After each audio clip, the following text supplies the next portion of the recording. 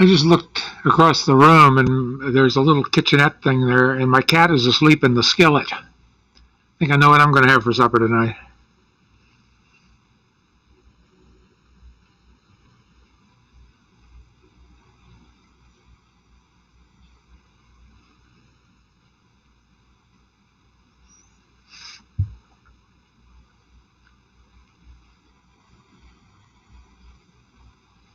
Okay, let's see how we're doing on head count here tonight. We got 20 people, that's 19 really, and we need a couple more. Let's wait just a second before we get started.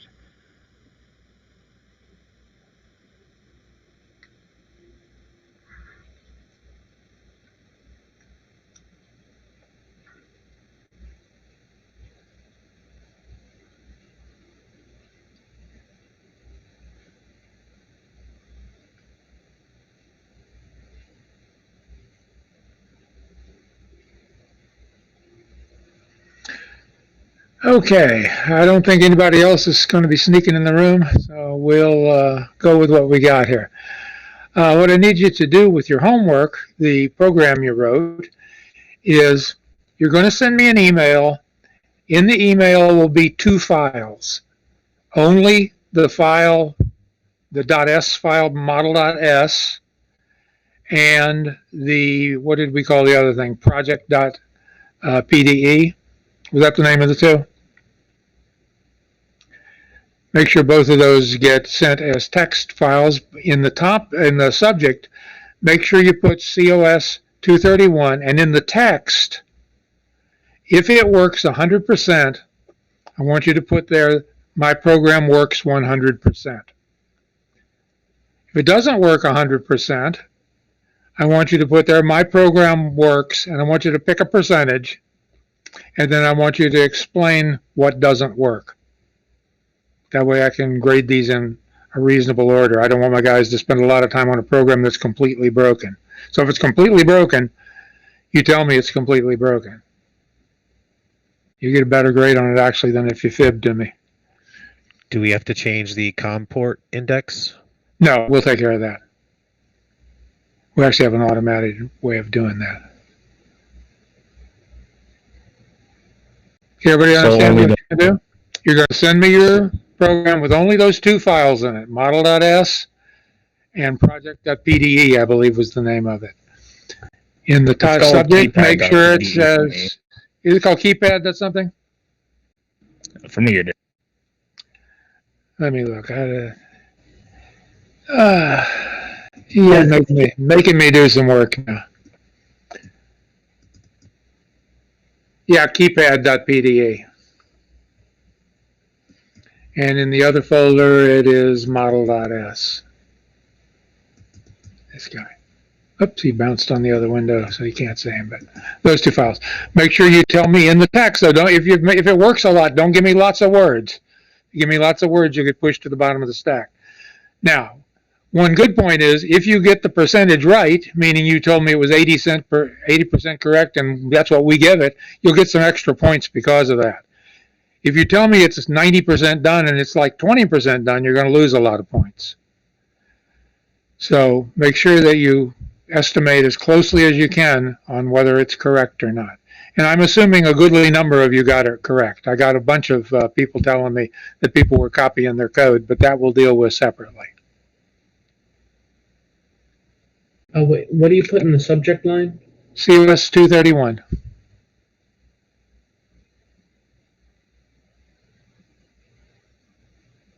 And give me a green light once you've gotten that sent.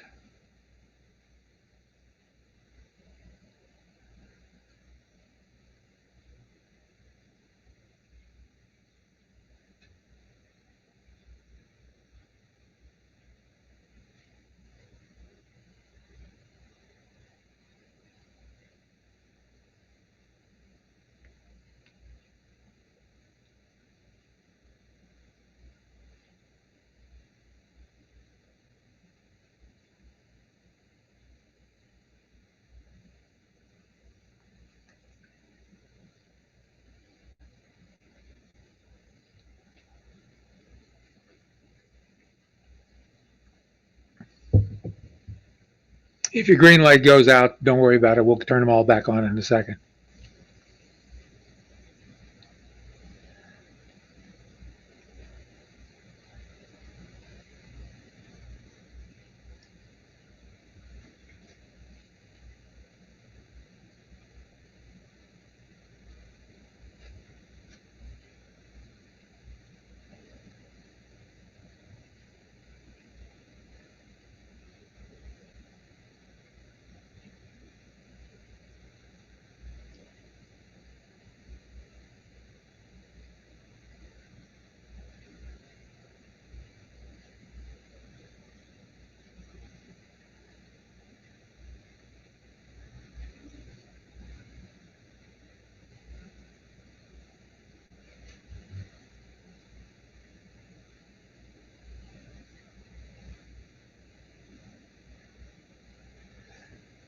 Okay, I'm not seeing any more fresh green lights. Everybody give me the green light again if you already sent it.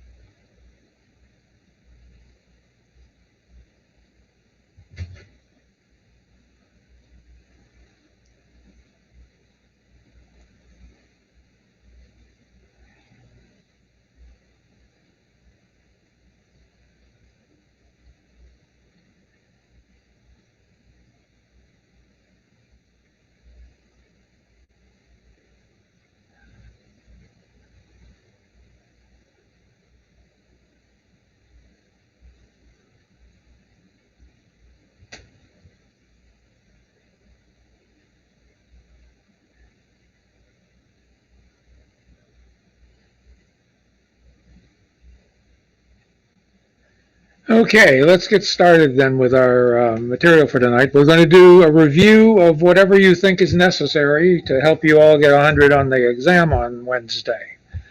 And I'm assuming that everybody is going to do that, that nobody's planning on coming in here and getting a 20 or something like that. So what I'm going to do first is let's look at the web page and let's just kind of generally look at the topics that are listed there and make sure we've recently thought about those items. So, first thing on the list here is powers of 2. Is anybody having trouble with powers of 2 and needs some questions answered about that?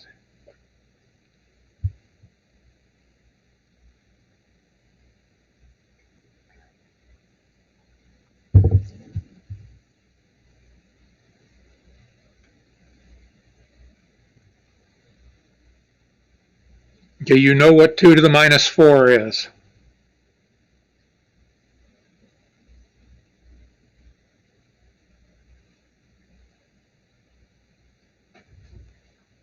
Okay, well, I'll assume everybody's good with their powers of 2 and that everything that could be asked about them may be. Prefixes. We know when to use them, when to not. We know in the engineering notation, oops, I don't want that window, I want this window, how we're going to represent things using prefixes.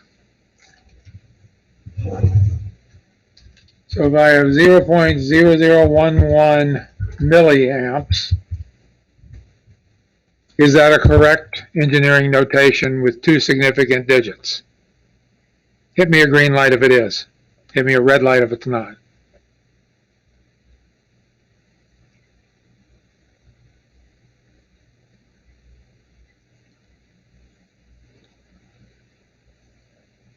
Okay, and the problem is that we should have 1, 2, or 3 decimal digits to the left of the decimal point. And so in this case here, the decimal point needs to be moved over to this position, which is 3 points to the right, which means that the actual number we're dealing here is in microamps, correct? This should be microamps.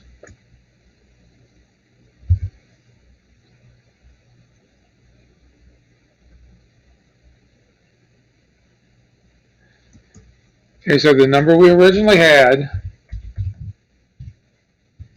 I believe, was that. We said milliamps. So if that's in milliamps, that's thousandths of a milliamp, meaning that the points we have here are moved 3 positions over.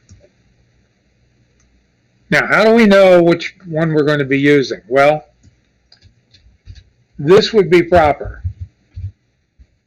This would not, if I'm just using regular units and you've been asked for 2 digits of significance. Same thing with this. If the original number that I'm trying to represent looks like that, I'm going to be answering it with a 1.3 number. Now that assumes I have units prefixes. We go to our chart. In here we want to make sure that we're good about knowing what to do. Now if we have to keep coming to the chart every time we have to navigate between milli, micro, and nano and pico, we're in trouble.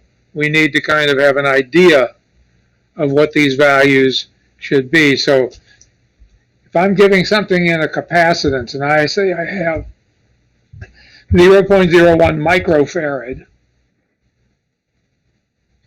is that going to be a proper number?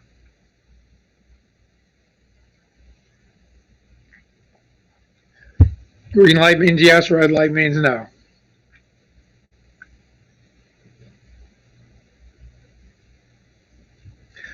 Well, it depends on the question we're being asked. If the question is asking us to express it as a capacitance value, we know that in capacitors, if you remember that lecture, we tend to not use milli, where's my M here, milli and nano. We're most typically going to be using micro and pico. So in fact, if we were expressing a capacitance, this is a more likely way to see it rather than to see that we have 10 picofarad, or 10 nanofarad, I mean. So for capacitance, as I mentioned to you, you're not going to see these intermediate times 3. It's by 6 each time. However,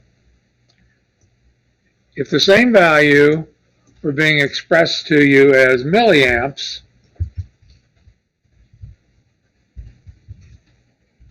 we're going to want to have 10 microamps expressed as the answer to get it to be 2 places with the correct prefixes. Anybody have any questions about that? Capacitance is the one exception.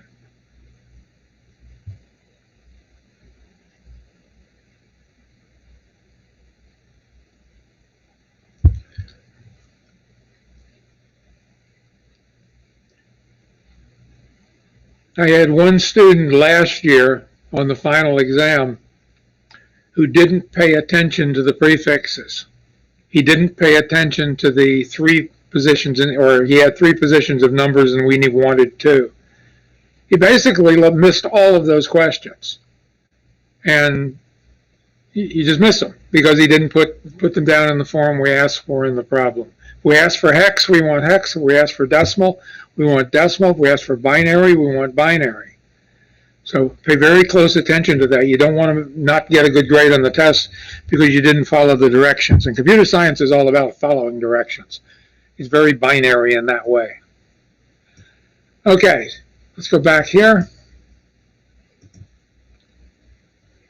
The Ascii chart. Everybody's familiar with this. We've been doing quite a bit with it lately. Your homework assignment involved getting some numbers sent in ASCII. We had to send a 0 and a 1. We also had to send the index numbers of the keys or something that represented the keys so that the Arduino code would know that a key had been pressed.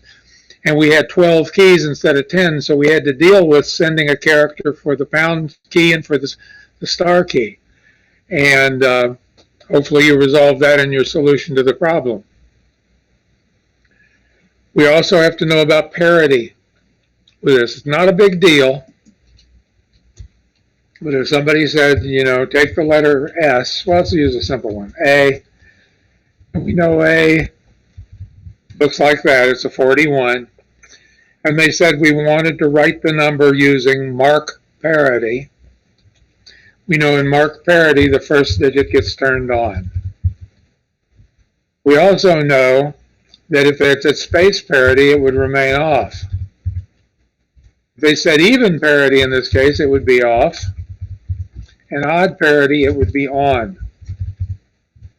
So make sure you've got those in your head pretty well, because I'm sure there'll be some questions about ASCII and the parity. Now, should we have any questions on there about serial communications, you have to remember that in serial communications, the data is actually sent in the kind of a backwards order to the way you would think about it. The low order bit gets sent so that by the time we get to the parity bit can be computed. So if we ask you, what order it's sent in this case, there would be a start bit. There would then be the 1000, 0011, and a couple stop bits account for all the characters that needed to be sent. There's extra 0 there.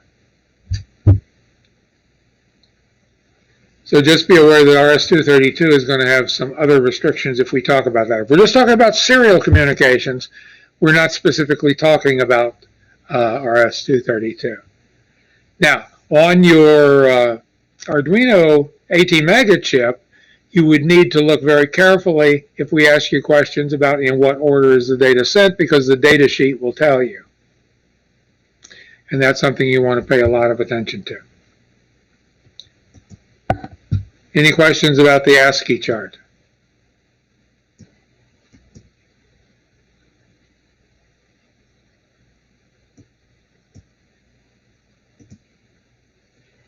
Unicode. Yes. The hex values we put in here, which lead us to a chart, which could lead us to the character, which additionally, if you scroll to the bottom of most of the charts, you're going to find a table of the names of the characters. Be aware that the Chinese, Japanese, Korean Unified Ideograph extensions don't give you the names.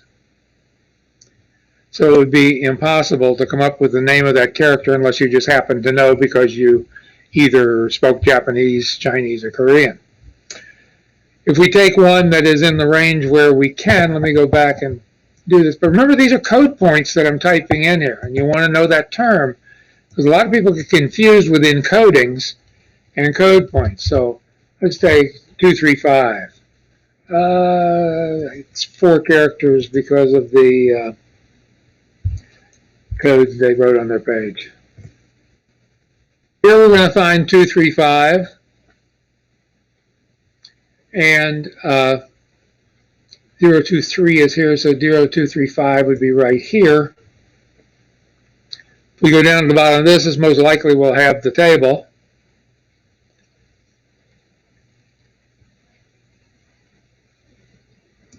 And we would find 0235 located right here. And what you would want to copy in an answer would be Latin small letter N with curl.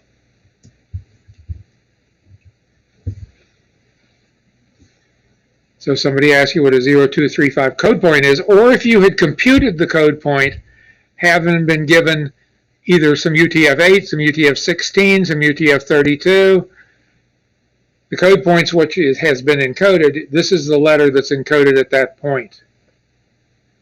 And I have no idea what Synology is. It'd be a great thing for somebody to figure out someday. Well, it could be Synology, I guess. Who knows?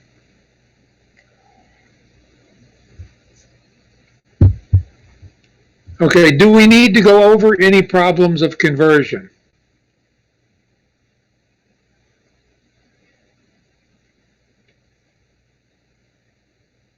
That would be a nice refresher, Professor. Okay, any of them in particular? Joseph?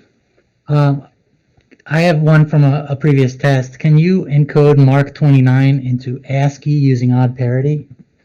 Well, that was on the other screen, but yes, we can. Okay, so what was the actual character, the name of it? Mark? Yeah, capital M. Mark and 29. Okay. So what's the letter M in ASCII? We know it's going to start with a 4, right? Or a 5.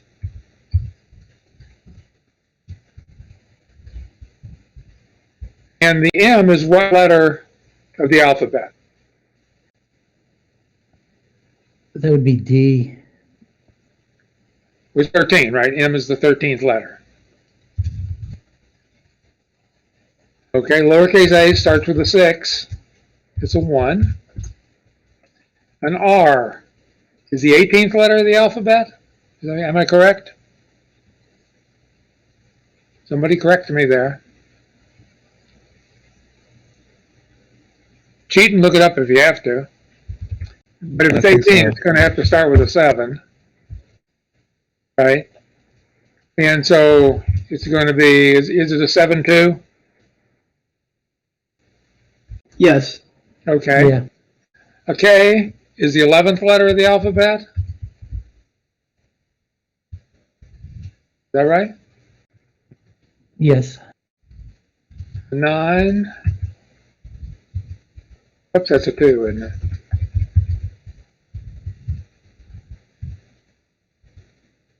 Oh, this is the 9. Hey, did I get everything right? You guys check me. Check yourself because you might have to do this.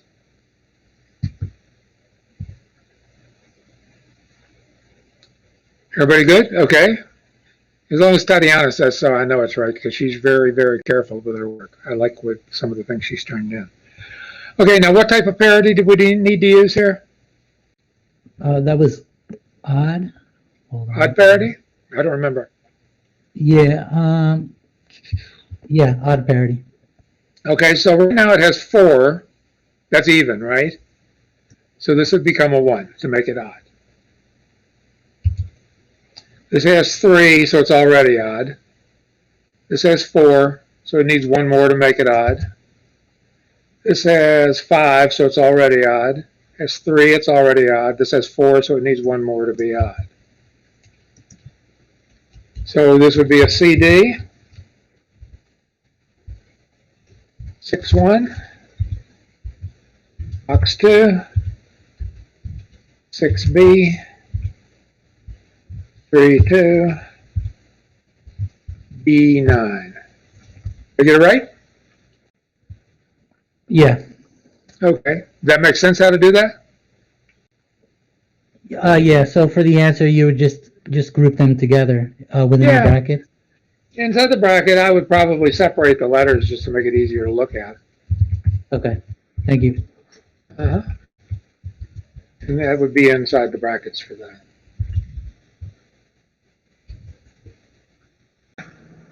Professor, so if you were doing even parity, instead of making everything odd, you would just make it even?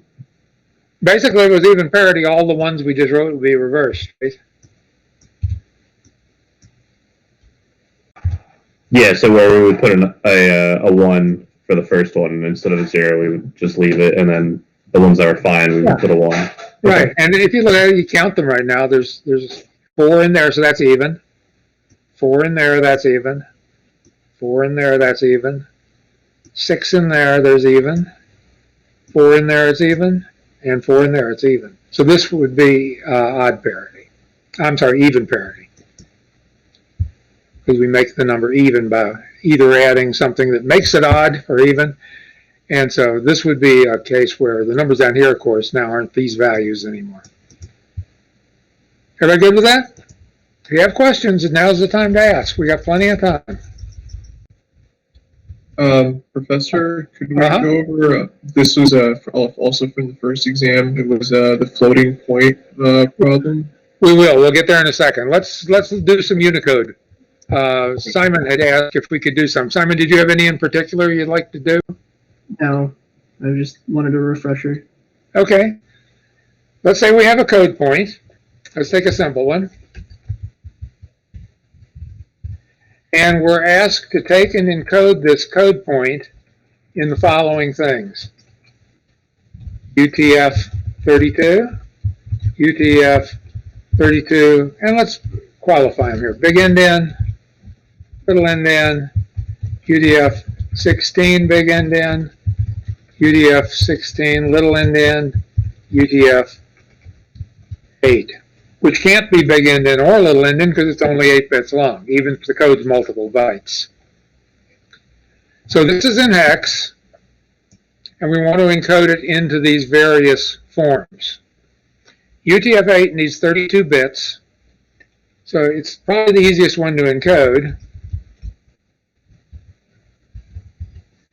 It's basically that, and since it's 32 bits, we would probably group it together like that one as our answer. Anybody have any question about UTF-32 big indent?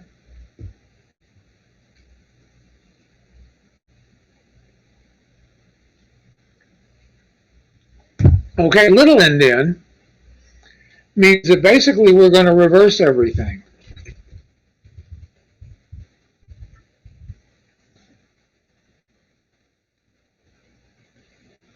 All 32 bits, or it's actually bytes that are getting byte reversed. But because the word in a 32-bit also gets reversed, that puts the 0123 over on this end.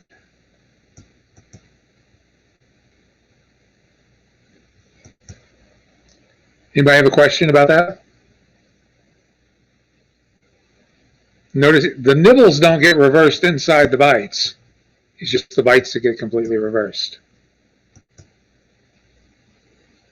One way to think about it is imagine that in the first case, you have an address and it's pointing at this end of the word.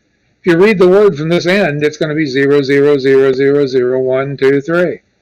If you were pointing from the other end, it would be 000 or 0000123. Exactly the same numbers. It's just a perspective which end you're reading the number from. UTF-16. Well, in UTF-16 big indent, it's literally the number, in the case where we only have 16 bits. And in little indent, it's going to be the other way around.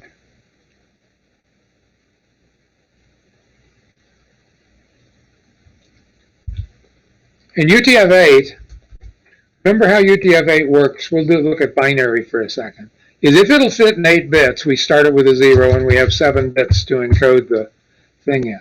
If it doesn't take less than, or 7 bits or less, then you're going to have to compress it. And what we're going to do is we're going to use a thing which counts the number of bytes. So if it's 2 bytes, we're going to have indicator. If it's 3 bytes long, we're going to have indicator. If we're 4 bytes long, we're going to have an indicator. And then we have a continuation byte that always looks like this. So what this would basically say is if it's going to take more than 8 or 7 bits to encode, this guy, if we write him out in binary,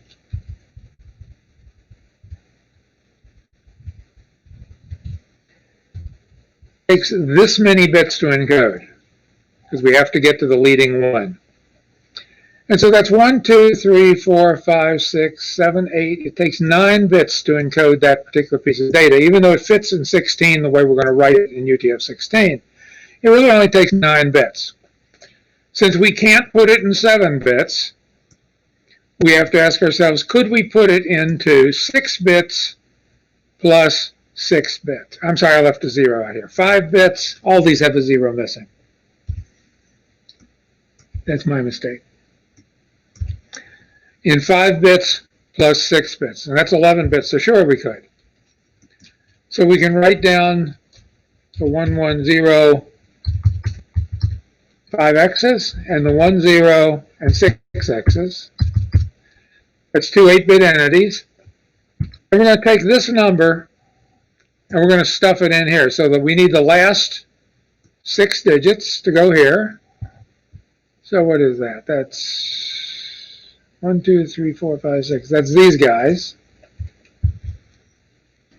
They get put here. And we need the next 5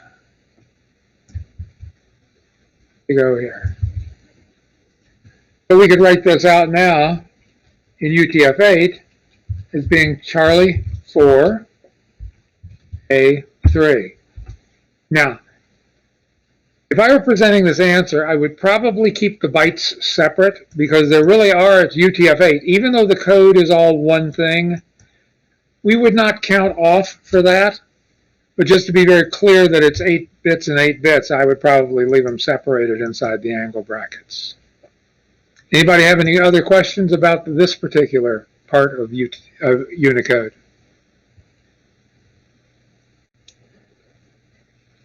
Actually, I have one. Okay.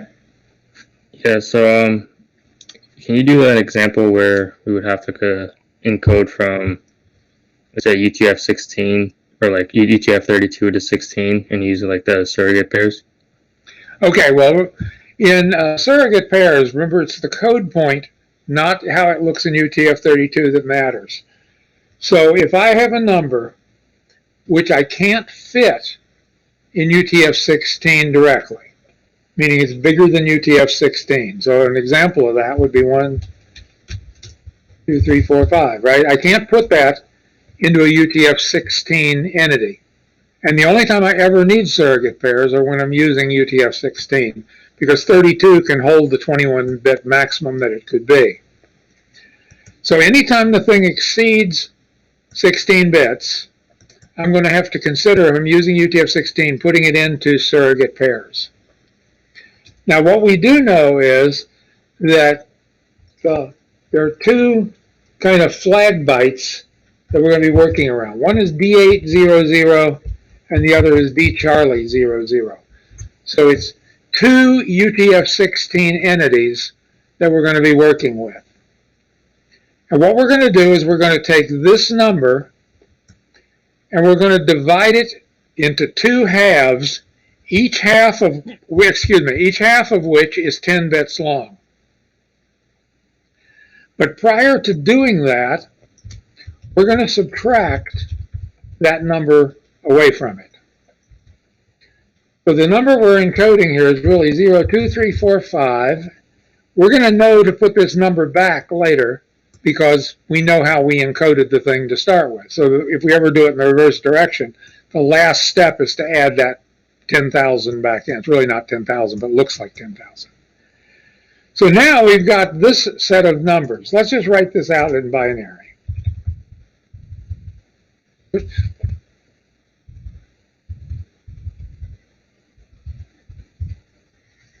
And I'm going to just for the moment separate it into sets of 4 to make sure I typed it right.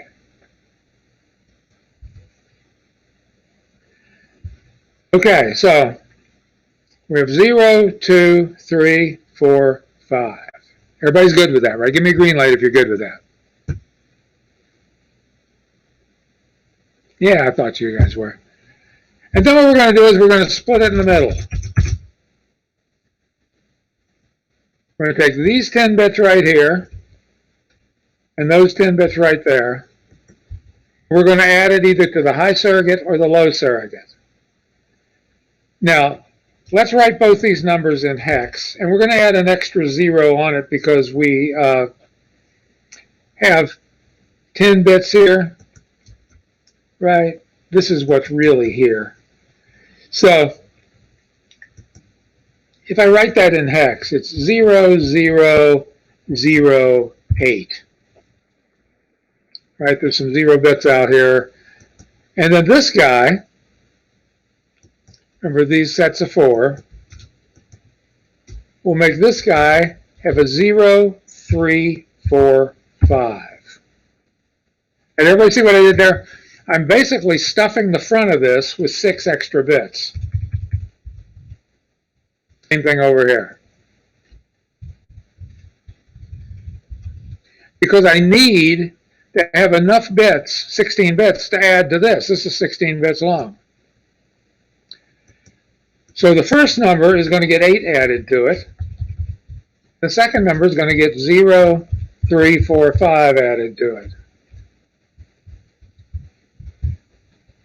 So this number would be a D8, 0, 8. This number would be DC, so C and 3, it's 12 and 3 is 15, so it'd be DF, 45. And if I had been asked for UTF 16 big endian, that would be the answer. If I was asked for UTF 16 little endian, oops,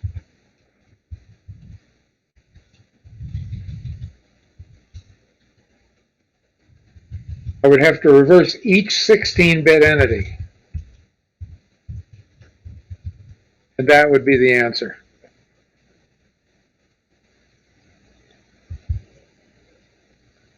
Anybody have any questions about that? Don't miss this question just because you think it's hard. Every question on the test you need to get, because you might make a mistake somewhere else and you need to make up for it on a question about surrogate pairs. Don't go into it, well, if I see one on that topic, I'm not going to answer it and I'll just move on.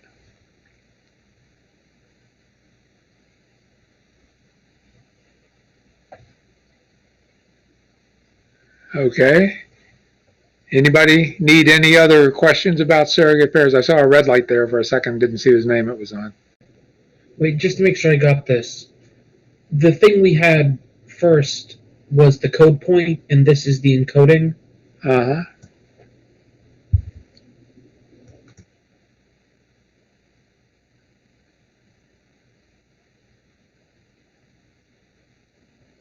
Okay, did everybody notice we made a mistake? We didn't add the 10,000. That's right. We never added our 10,000 back in.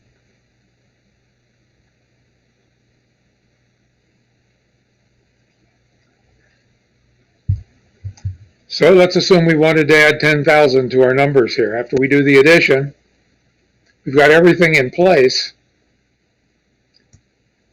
but the number is off by 10,000, meaning the zeros that are here will affect nothing. But the 10 here adds and makes this a 9 instead of an 8. The same thing over here, that would be the 9 when we switched it. So we have to put the number back, and basically, it's the same as if we'd added the 10,000 here, which I guess probably visually is more what you would be thinking about if you were working in reverse.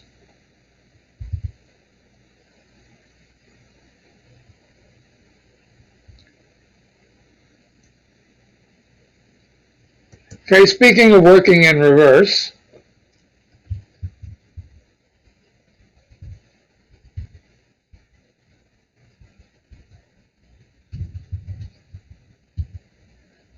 let's say we were given that as our surrogate pair in big endian, UTF-16. Now we would know if we were told it was a surrogate pair, it was big endian because of where the D8 and the D Charlie are. These numbers have to be between D8 and DF. And it's part of UTF's way of being able to self-synchronize its code. If there's a bad code somewhere, it can drop it, but it can resynchronize really quickly, because no single 16-bit entity has a D8 or anything up to DF in it. So how would I actually work this to get to the code point? Anybody want to take a shot at what the first step would be?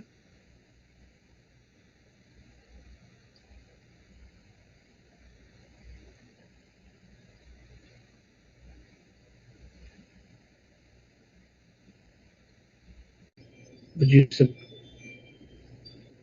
What do we do?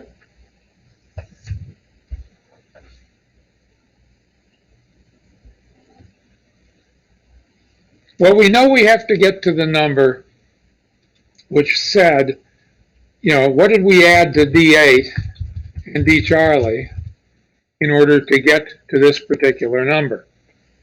Okay, so we can subtract that away.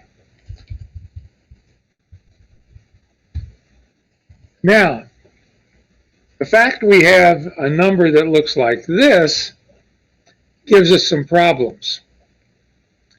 And the problem we have with the number is it's going to be very difficult for us to take the 10,000 away from this and wind up with a number that's going to be meaningful to us.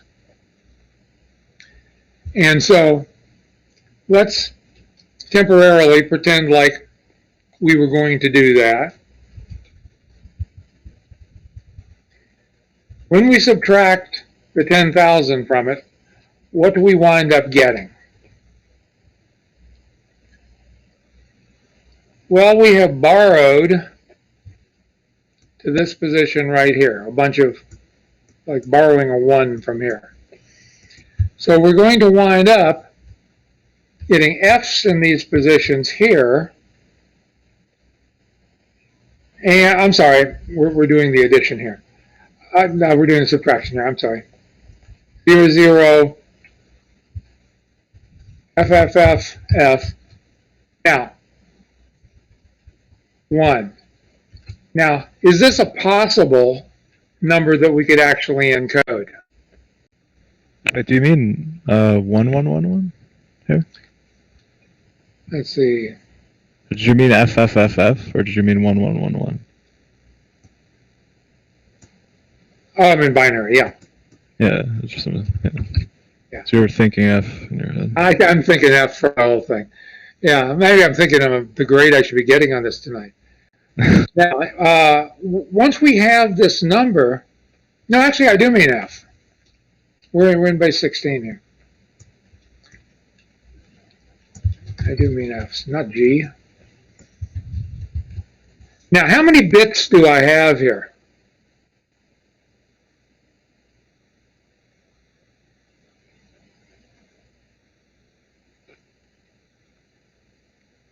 Well, you see, the problem we have with this is the fact that when we took this number away and we're working, because we're working in hexadecimal here, we're left with 4 hexadecimal things, which leaves us with, you know, a number which is 4 times 4, 16 bits long.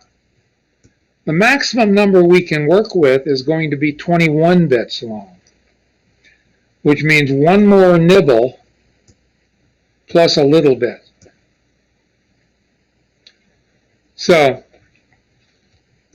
when we do this, we're going to be working in the minimum kind of number that can be represented by our value here. And since it happens to be, in this case, more than 21 bits, we're not going to be able to represent it using surrogate pairs directly. And I didn't teach you the next step of doing that, so I'm not going to push on it. But the ability to go back and forth, if we were to, let's take simply the one we had in place so we don't run into the more than 22-bit type of problem. If we had this value, forget about little indent for a second, and we had created the surrogate pair that we had,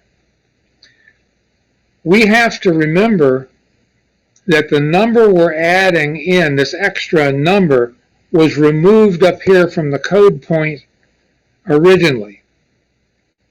Now, it was actually removed so it could be encoded. And this guy right here,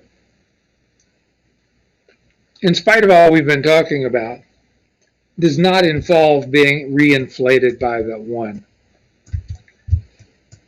And again, I was leading you into a 22-bit thing. The reason we get rid of it here is because we're going to account for having gotten rid of it down here.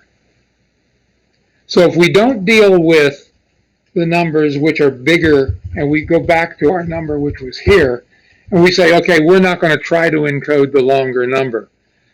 We simply start right where we are and subtract away, oops, this is D Charlie, these values, which is going to leave us with zeros here and an 01 right here. Now, once we've done that, if we were to take our 10 bits and break them apart again, what's going to happen to us? Well, where does 10 bits split? Remember, we added 1 nibble and a half in order to get here. So the 10 bits we added here are all zeros. The 10 bits we added here are all zeros plus a 1. I'm in binary now. So we would say, let's take those two 10-bit entities, press them up against each other. We're working backwards. Split it into its 16-bit form so that we now have the 20 bits we needed to have. Now let's write that back in hex.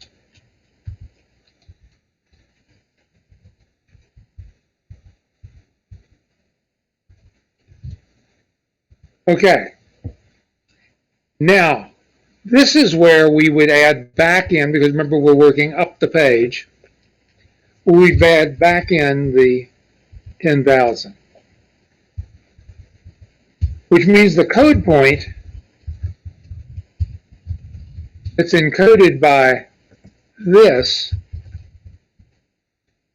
is the, let's just call it the surrogate pairs. But we already knew that, because if the minimum number here could be D800 DC00, that would have to be this number, because that's the bias we're using. So obviously one more than that is going to be the one that has an extra 1 in the low surrogate. So this was the proper way to work back, forgetting about the fact that I can actually encode longer numbers. I probably shouldn't have gone there because that'll confuse somebody. But the idea here is very straightforward. Is we simply subtract away the D800, we subtract away the DC. That will give us two 16-bit numbers. We press them together. I write them in binary first. Press them together. Turn them back into hex. And then add a 10,000 in hex to it. And that'll give us back the actual code point for which this is the surrogate pair. Now, if you wanted to prove that to yourself, what you could do is you could look at DFFF, or DBFF and BDDFF, which is the highest value that can literally be encoded inside of surrogate pairs. Do we need to do that one? Anybody need to see that one to see how you'd back out of that? Because that is the highest value. Yeah, could you go over that real quick, please? We'll give it a shot. Okay, whoops, shouldn't erase it. What do I subtract from this side? Somebody tell me.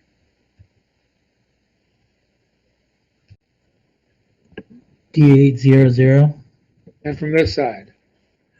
DC00. 0. Yep.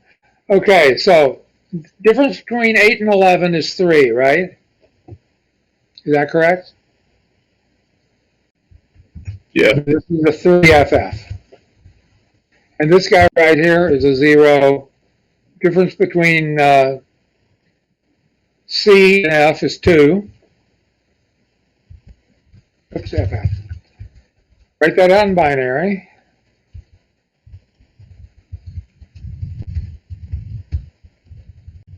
Isn't the difference 3 between 12 and 15? Absolutely.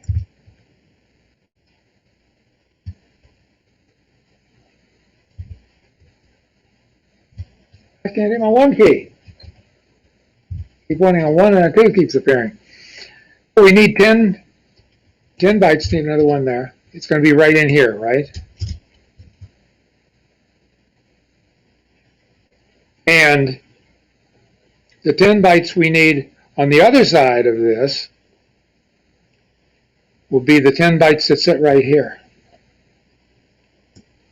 separating it from the leading zeros and stuff we kind of packed into the number. So what am I going to do with these, and what am I going to do with these? Well, basically we want to butt them up against each other, right?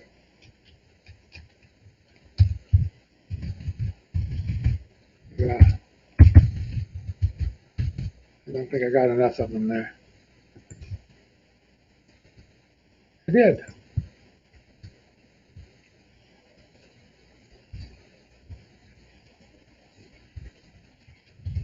And if we do this, we wind up with 1, 2, 3, 4, 5. See, 1, 2, 3, 4, 5. Is it 6?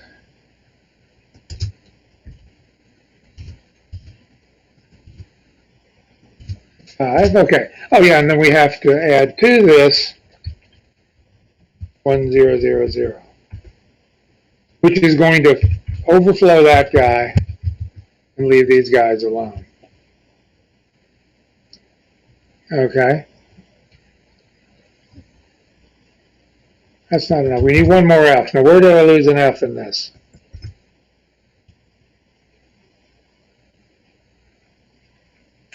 And the reason is because this number, which is the one we're encoding, this is the highest Unicode character number. This is one of those things you just know. So somewhere up here I made a mistake in the arithmetic.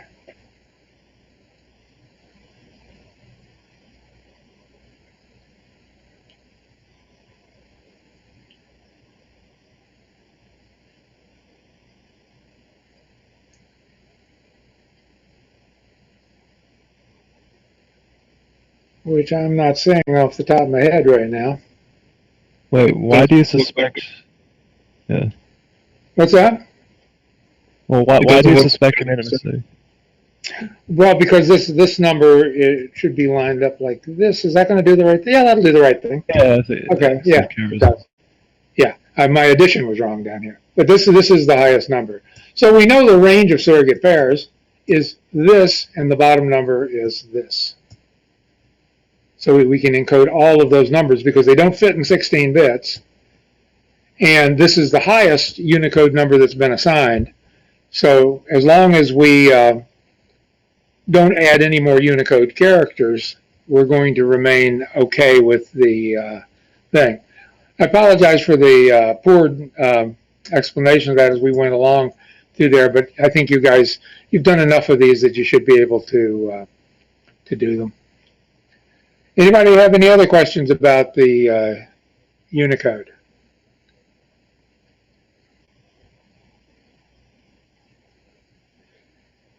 Okay, well, we'll move ahead.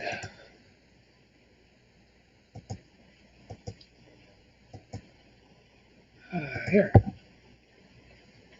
Resistor color codes. All of you can look those up if you need to. Standard resistor values, you know how to use that chart. Now we're to the IEEE. Somebody asked a question about that earlier. So let's take a number. Let me get that off the screen.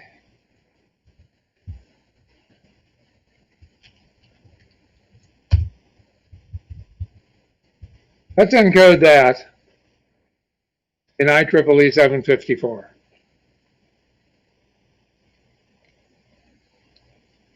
Okay, how would we approach doing this? What do you think the first step should be? Write that number in binary. Okay, that's a good start. So a 2. And a 4th, we'll connect the decimal point is here because until we write this, we're kind of using fixed point. It's not a half, it's a 4th. And then there's none of those. Okay, now that we have that, the next thing we need to do is what?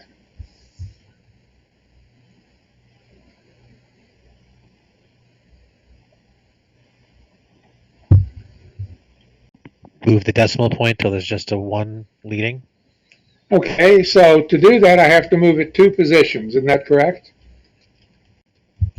Yep, and that becomes the exponent. Okay, 1 point. And then we had a 0, 0. Well, let's put them together. 1, 0, 0. That's the numbers that we had. Correct? We have 2 zeros, a 1, and some zeros. Double check me as we go here.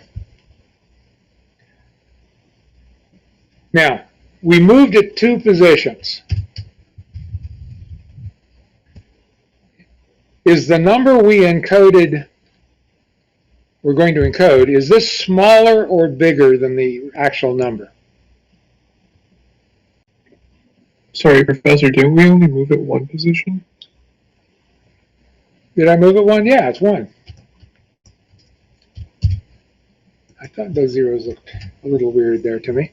So we moved it 1 position. Is the number here that we're moving smaller or larger than this? It is smaller. So to recover the original number, the exponent has to be big, meaning it's going to be a positive as opposed to a negative in terms of how we deal with the 127. So we're going to need to encode as an exponent one of 2 things, either 1 plus 127 or 1 minus 127, right? Well, no, it's 127 minus 1, or it's 127 plus 1. Make sure you think about this as you're doing it. And we just said the one we're going to do is this guy, because we need our ultimate number to be multiplied by a number that makes it bigger to recover it from here to there, or to here. So we need this number, not this one. So this is equal to 128. We know 128 is one of the decimal positions, and it's that bit position when our power is a 2. This is the 1, 2, 4, 8, 16, 32, 64, 128. What's the next thing we have to determine? The Mantissa? The Mantissa, right.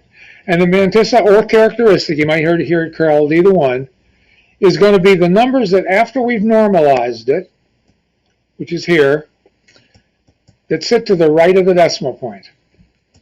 So we're going to need that number stuffed on the end of this. We have one more we need in front of it, which is the sign of the number. And this happens to be positive, so we'll encode a 0. And then after all this, we're just going to pad it with zeros. So let's take this number, put it down here so we can group it and figure out how many hex digits we have.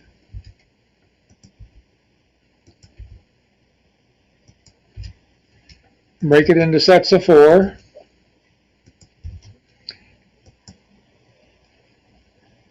And we have how many numbers so far? We got 16 bits so far, so we're going to need to make this be 32 bits long when we're done. But we got a 4, a 0, a 1, and a 0, and then we need 4 more zeros. And that should be our answer if we did everything right. Everybody check my math there.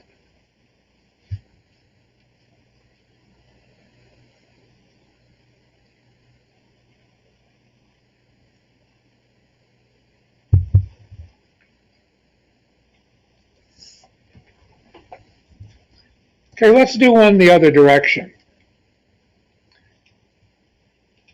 Let's assume that I had a problem that said, Charlie, I'll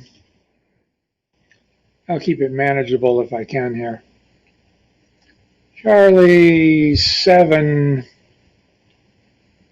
0 1 1 2.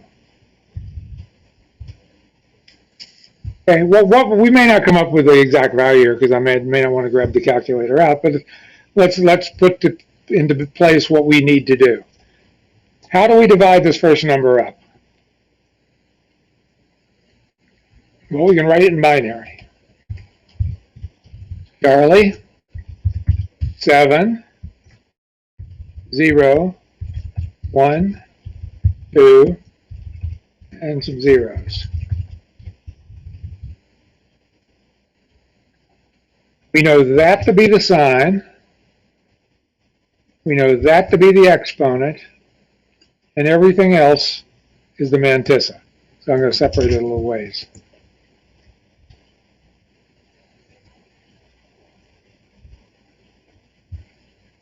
And there are the portions we need. So what is this exponent?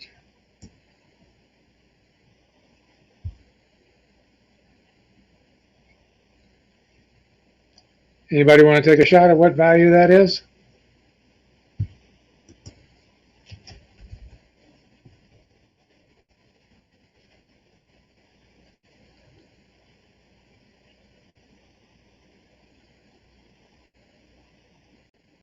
Is it 15?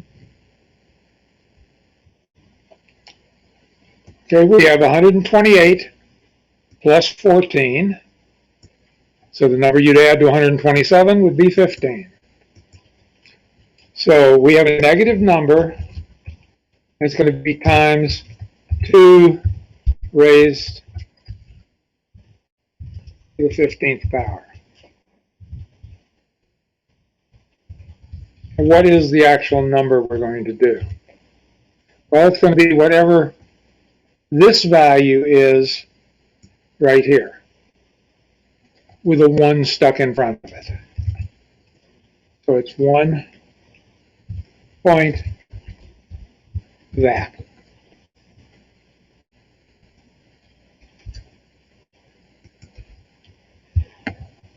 Okay, to get this to be a unity value, meaning may take it to 0, we'd have to move the decimal point 15 places.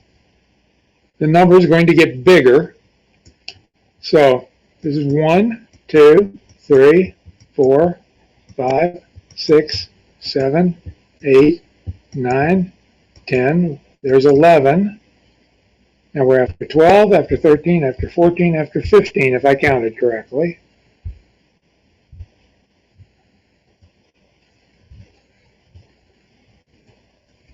So that's the number we're working with. You know, we could put commas in, I guess, to make it look attractive. And I don't know. There's your answer. And I wouldn't expect you to actually take and give me your English language expression of, we know we got units, you know, here's our 100,000, so this is the millions, this is the billions, this is the trillions, and I forget what, quadrillions or something come after that. It's more than I'm going to make this year, so I don't care. And also it's negative, so it's more than I'm going to lose also.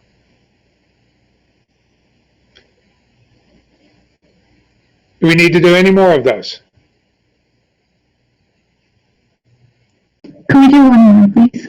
Sure. Which direction would you like to go?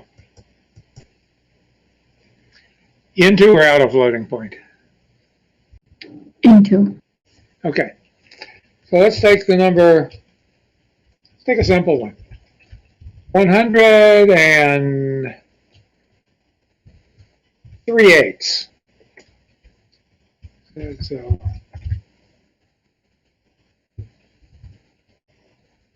So what is the number 100 in hexadecimal?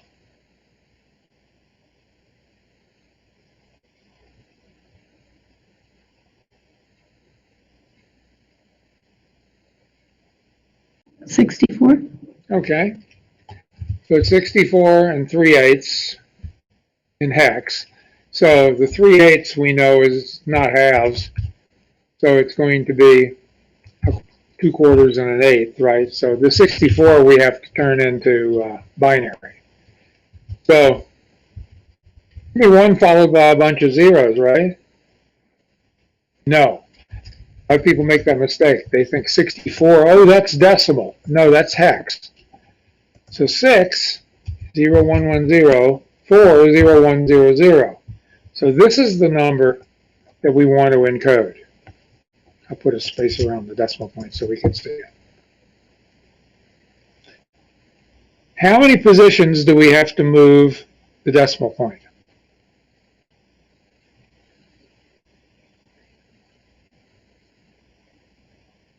Two. We've got to get it over here. 6. So it's 1, 2, 3, 4, 5, 6. So 6 positions, we'll move it here.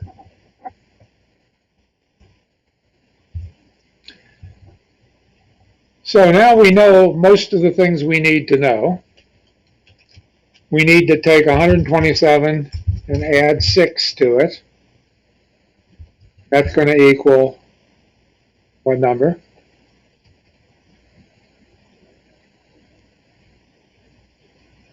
$133.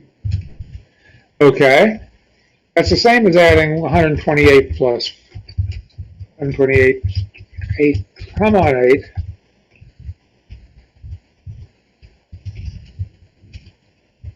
And that was pain. Same answer. Okay. So 128 looks like that.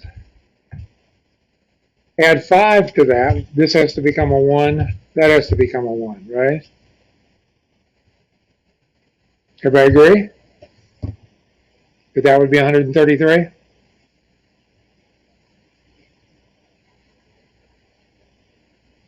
Okay, so we make it a positive number, stick that in front of the exponent we just generated. Then we need to have this number, but we only need the stuff to the right of the decimal point, because it's normalized. So breaking this down into chunks,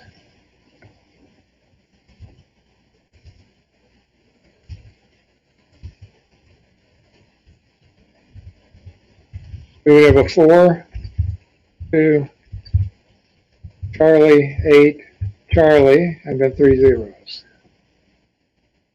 If I did the math right, and you all were checking me. Does that seem okay? Okay, I'm not checking my answers or anything. I'm just doing the problems with you, so if I make mistakes, you can see the mistakes.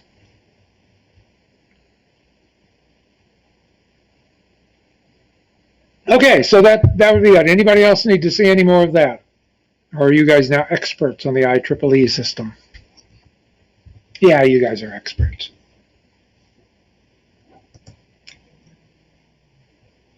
The excitation tables. Yes.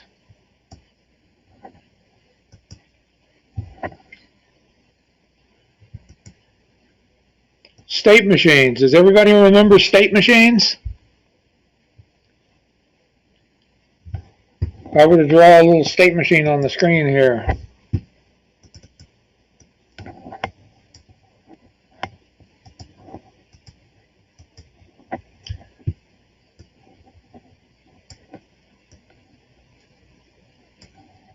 Let's just use 3 states. Keep it simple.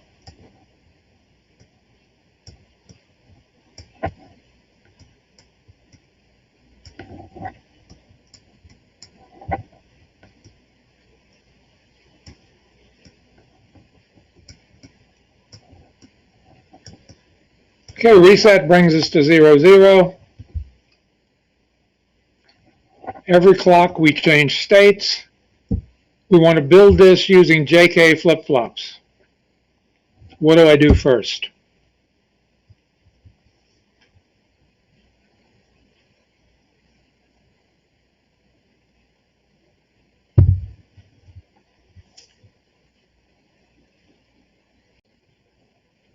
We have to build our current state and next state table. Okay, let's do that over here. So we have 2 states. We'll call them S1 and S0. And potentially they could have values of 0, 0, 0, 1, 1, 0, or 1, 1. Whether we use them or not, we'll just list them in binary order there. So our next states. And we know this is a more, right? Because there's no underlying. Yeah, we're always going to be a more machine because we would probably have to show inputs and outputs and transitions differently, but for this class, assume a more as opposed to a mealy. And the next state, state 1, in state 0.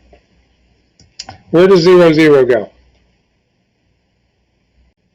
1, 0. Where does 0, 1 go? There is no state, so we can make these don't cares. Where does 1, 0 go? Goes to 1, 1. 1, 1. And 1, 1 goes? 0, 0.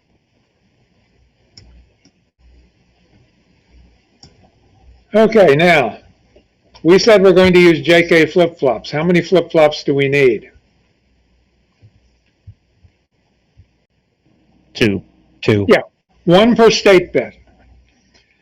So I'll just draw a little separator down here, and I'll draw a little short separator down here to keep our K's and J's separated.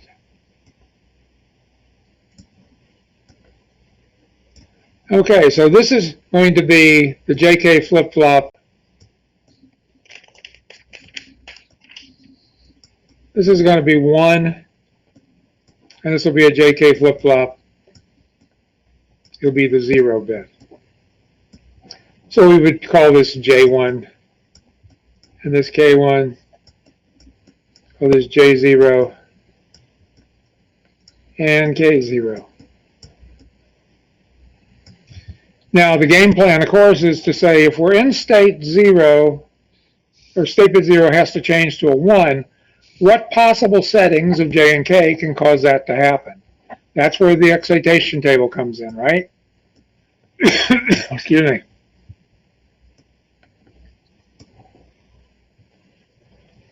So 0 to 1, 0 to 1 says it can be a 1 and an X.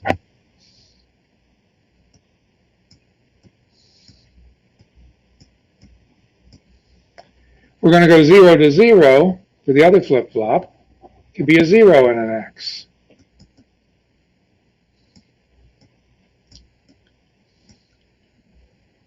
These are don't care.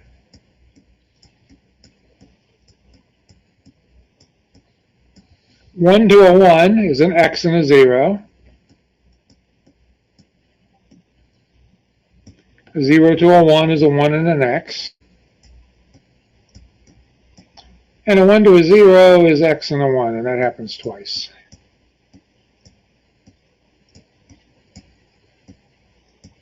Okay, what would be the next thing we would want to do?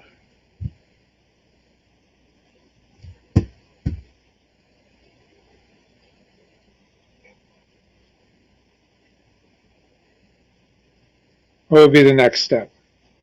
Don't we make whatchamacallit tables? Cardinal map. Whatchamacallit table. Whatchamacallit. Mr. Whatchamacallit.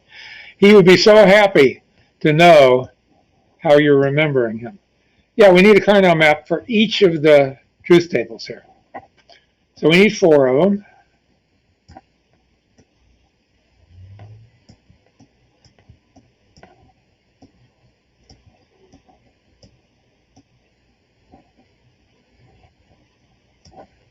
By the way, if any of you are taking data structures in the spring, make sure you get signed up for that class because the seats are going away fast. There are only, I think last I looked, 5 or 6 seats left. Okay, so these will be our J's over here on this side. These will be our K's over on this side. And this will be, J1. This will be J0. This will be K1. Be K0. Okay, so fill in the table. 1, X, X, X. Fill in the next table, K1, XX01, X, X, 0, 1. Fill in the next table, 0x1x, 0x, 1x, and the last one, xxx1.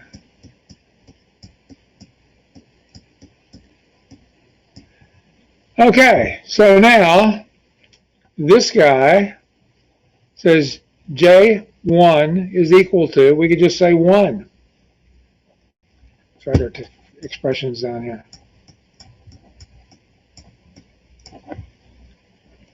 K1 equals, well, we could grab just the corner, but that would be a term in terms of J and K. Let's just take this column right here. And that column we know to be named what?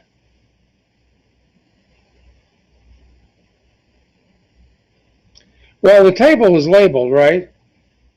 Not S1, S1, not S0, S0. So this is equal to S0. J0 down here. We probably want this bottom row right here, which is S1. And finally, K0 is equal to, the whole thing's filled in, so we could just call it a 1. Everybody get the same answers as me? We also know when we don't write an alternate output that these are also the outputs.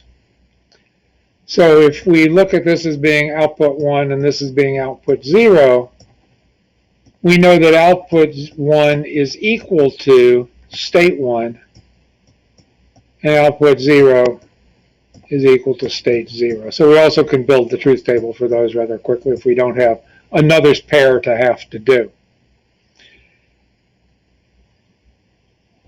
Now, let's assume that somebody said we needed to build this using Nand Gates. How would we go about doing that?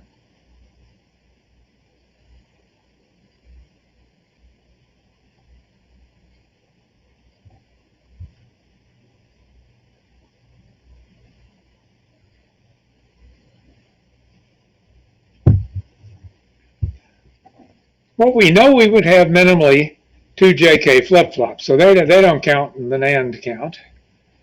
So here's one. Here's one. They have a clock. They have a J input. They have a K input. Doesn't look like a J. A J. This is a K. They have 2 outputs. This is Q. This is not Q. This is Q. This is not Q. And we've named this flip-flop basically state 1, or state 0. We'll do it this direction. Name this one state 1, which means the output signal from this is either state 1 or not state 1. The output of this one is state 0 or not state 0.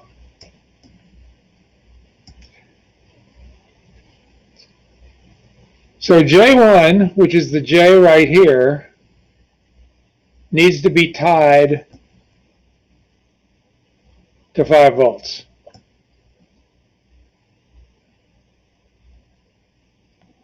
So we could build NAND gates to do that, but I'm going to let you off the hook here easy and just say we're going to hook it to 5 volts.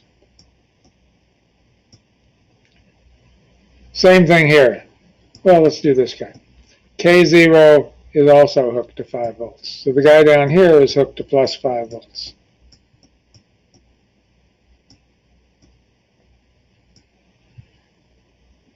Now, where does J0 get hooked? It gets hooked to S1. So basically, that signal is this signal. Where does he get hooked? S0. Oh, I shouldn't say that. Where does K get hooked? K1 get hooked. K1 gets hooked to S0. So he's this guy. I could draw it around that way, or I could come around either side. We'll just draw it and just observe the fact they cross, but they're not connected. And basically, the signal now that we need to have for our output would then be driven. Let's say there are these 2 little LEDs sitting over here, and they're positive LEDs rather than the normal negative ones, meaning when it's a plus over here, there's a light on. So what we would have to do is we'd have to say that, okay, output 1 is equal to state 1. This is output 1. This is output 0. So he's hooked to state 1, and the other guy is hooked to state 0. And we should have built the circuit. And this truth table, once it started getting clocked, would cause these LEDs to follow that pattern. Anybody have any questions about that problem?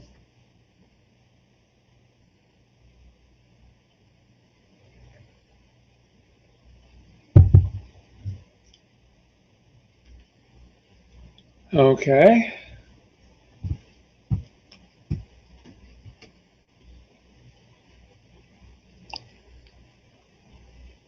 Let me see, where is it over here?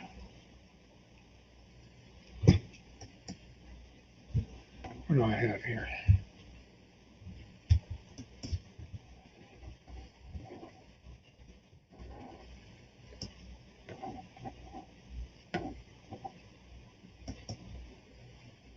Okay, assume that I have an equation that looks like this. And somebody told us that they want us to implement this function using a multiplexer. How could we go about doing that? Do I have one of those charts over here? Let's see what this is. I don't have one, maybe. It's 16. And hold on a second. Let me see if I've got one that's got 8.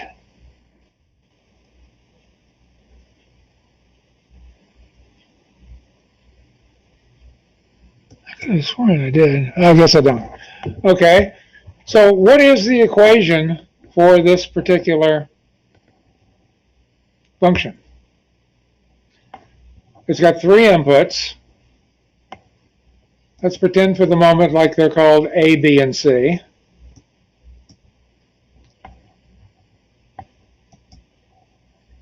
This would be not A. This is A. This is not B, not C, not BC, BC, and B not C.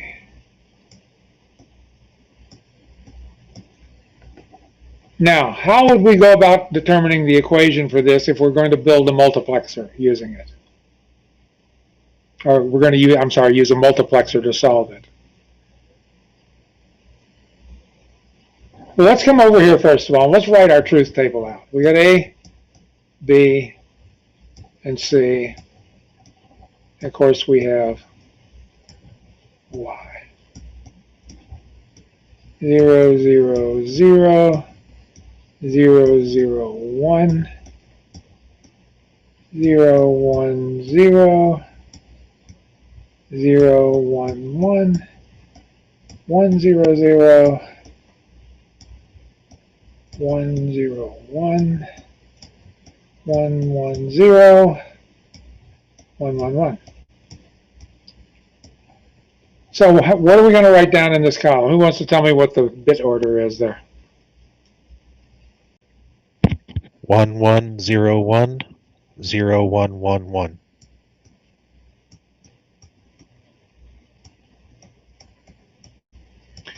Okay.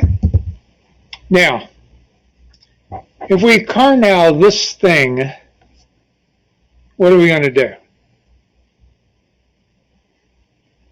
What groups together? Go for the easy 4 in the center. Then the northwest 2 and the southeast 2. So those 2 and those 2. Okay, so the one in the center, y is equal to, what's the name of this guy? C. C.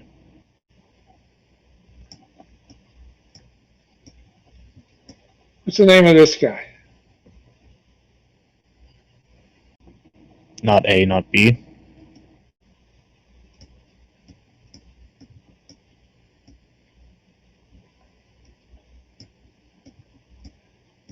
in the bottom right corner? AB. AB.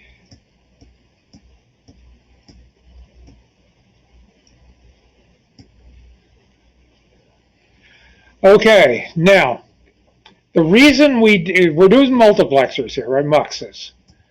The reason we bothered doing the truth table was to see whether or not any terms dropped away completely. If a whole term had dropped away, let's say C went away completely, then we wouldn't have to account for C in the multiplexer. But since all three terms A, B, and C are here, we're going to be able to use the truth table for our multiplexer. Now, we know we have three inputs, an A, a B, and a C.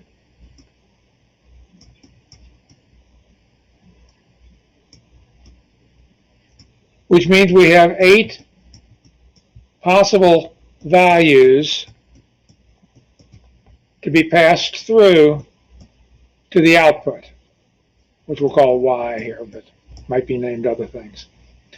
So that if we put 0, 0, 0, we get that output routed to the Y, blah, blah, blah. We get the last one, 1, 1, 1, we get it routed to the Y. And then we simply hook these values, 1, 1, 0, 1, 0, 1, 1, 1 to those. And that will build it using a multiplexer. But more than likely, we would want to instead use a 2-input multiplexer. We would rather, because it's cheaper hardware, have 2 inputs coming in and only 4 things to be routed to Y. This is going to be A. This is going to be B.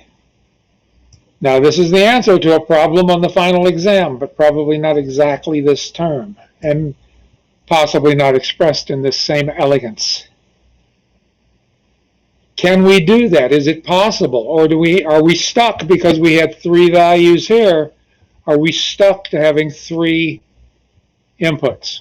This may be a power of 2 test on your noggin there to think about.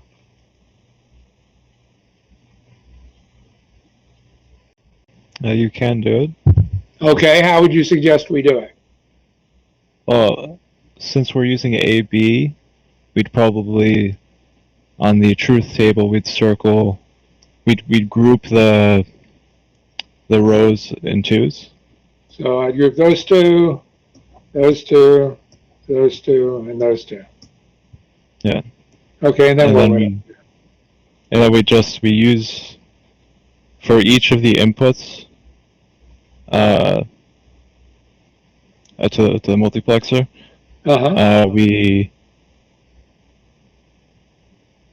We would determine whether it depends on C or whether it's just 1. So, for example, for the first one, it's just 1. So you can just put a 1 as the input. The second would be C because it's exactly like C, isn't it? Yeah. This is exactly like C. How about this guy? That's just 1. Yeah, C doesn't matter, right? Yeah. So what you're telling me is I can hook 1, C, C, 1, and I did it. Yep. Yep, and you're right. That's exactly correct. Okay, that was a multiplexer problem. Not that hard. Anybody need to see any more of these?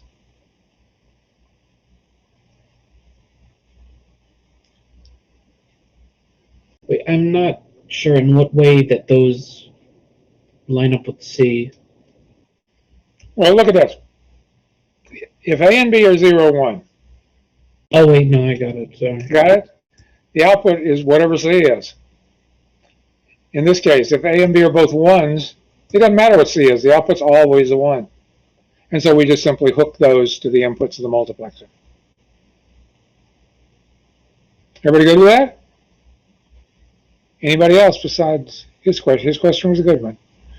Okay, let's assume we're all okay with that. Let's see what's next on our list of many things over here. The 8088, the data sheet. Well, the main thing we cared about there was the instruction decode. Let's try the decoding one, or encoding one. We'll do one or the other here, as soon as I can get it to be the right size. Put it on this page here. Let's say that the instruction I wanted to encode was move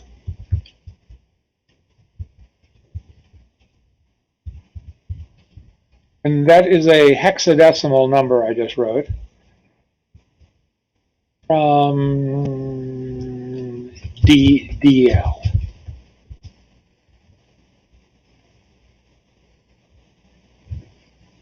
Okay, grab your sheet and let's start encoding. I'll start writing out our opcode here. 100010. And we've got the direction, we've got the word, we have the mode, we have the register, and we have the R/W. So we know the opcode's going to remain. What direction are we going with this?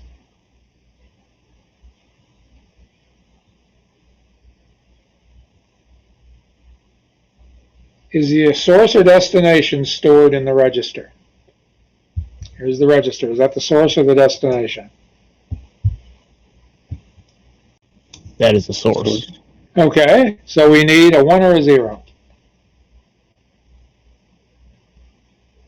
0.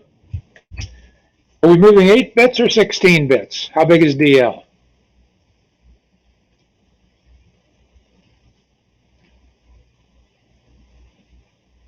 8. 8 bits, so we get a 0. What's the name of this addressing mode?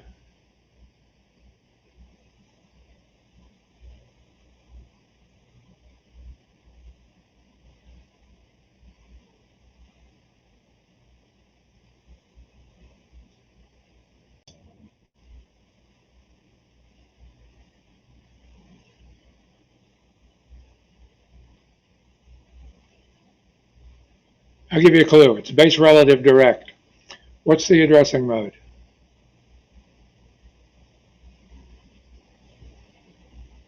Gave you a pretty good clue.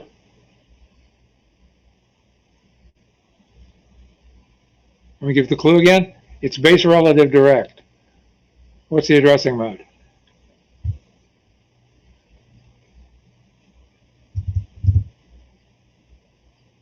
Nobody's going to try that one? Okay, it's base relative direct. So when we use base relative direct, we have to come down to the mode table. We need the number that's in this chart, which is, does it use memory? You don't have his scroll bar there? Yeah. Does it use memory, and does it have a displacement? Well, it has a displacement, and it's bigger than 16, I'm sorry, it's bigger than 8 bits, so it's got a 16-bit displacement following, and it's not no displacement or this one funny case of a direct address. So that means memory mode here must be a 1-0. So what's the register we're using? What's its value? 010. Okay, I believe you. And in this table, under the mod or mode of 1-0, we need to find bx plus a number. Where does that occur? 111. 111. So we're most of the way there. Let's take this number, put it here, and get rid of the spaces.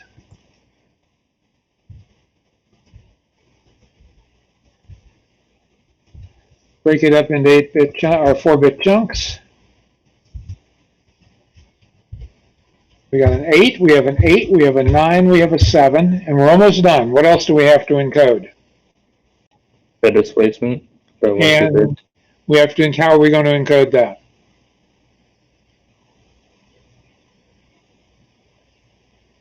What hex digits am I going to write next?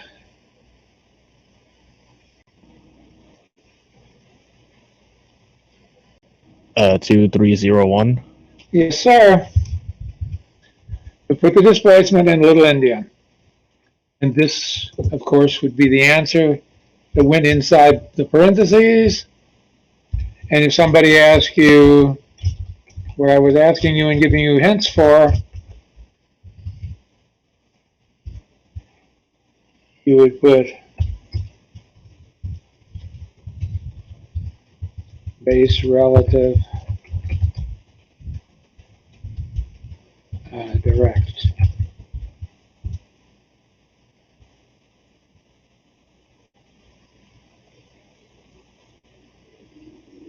And if somebody asks you, is there such an addressing mode as base relative Sequoia, Sequoia tree or something, you'd say no. You know all the addressing modes.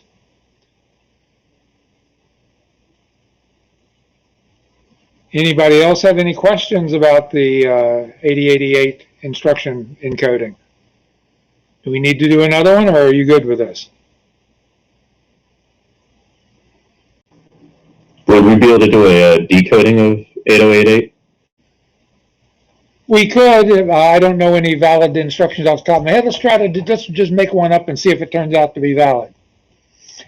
Let's say, yeah, 9. Well, hang on a second here. It's got to be one of the moves. So I'm going to make it be 8. A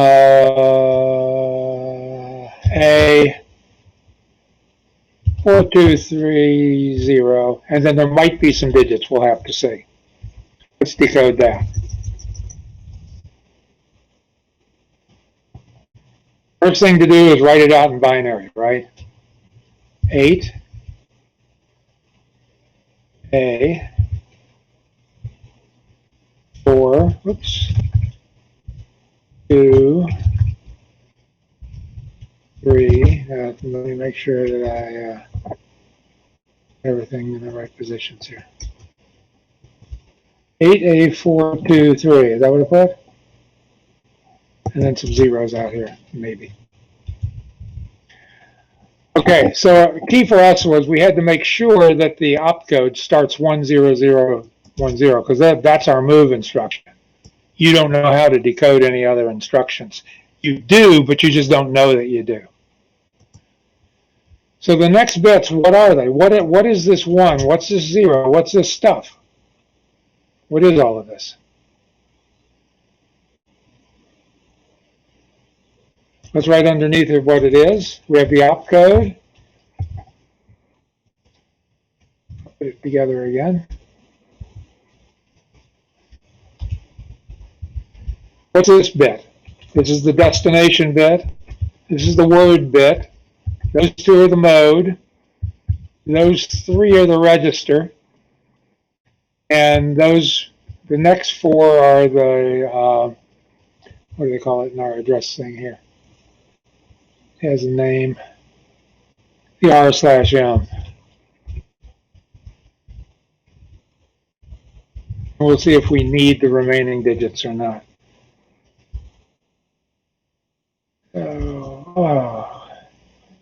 Those 3 would be the register. Those 3 would be the R/M. And then this is some sort of numbering that's following us. So the opcode says move. Move.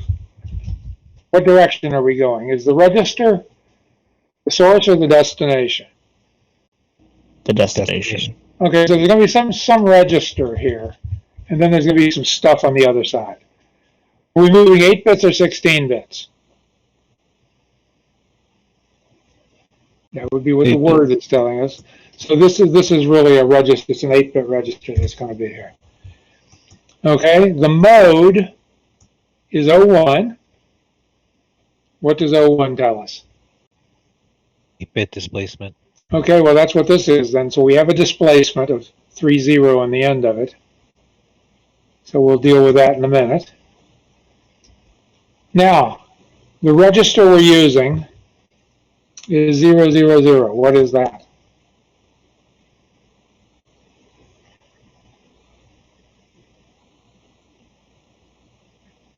in your AL. table here. AL.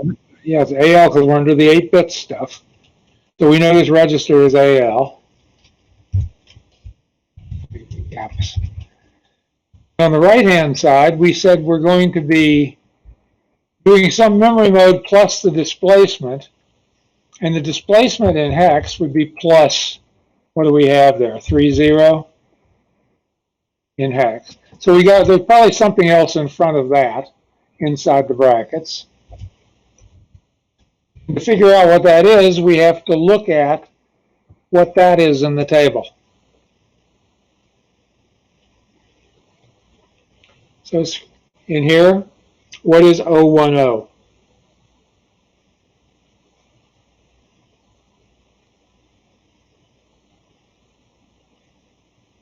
Well, here's 010 here. It's right here, right? BP plus SI.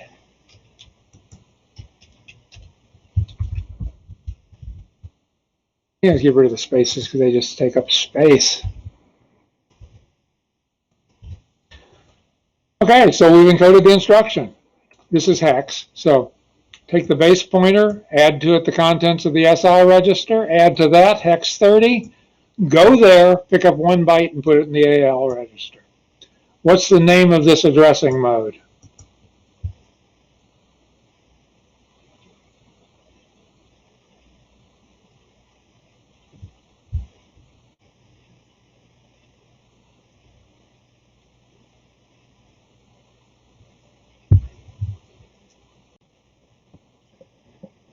Base relative direct stack. You're close. Base relative index direct. You got it. Okay, it's base relative because the base register is in there. There's an index register in there.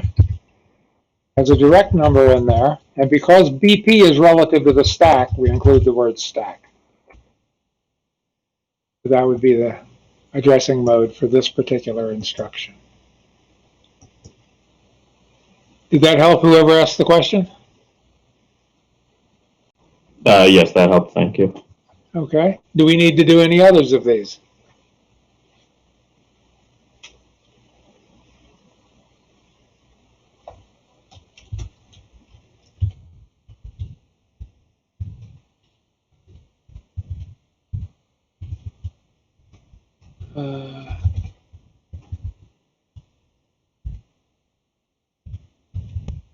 What's the addressing mode of that instruction?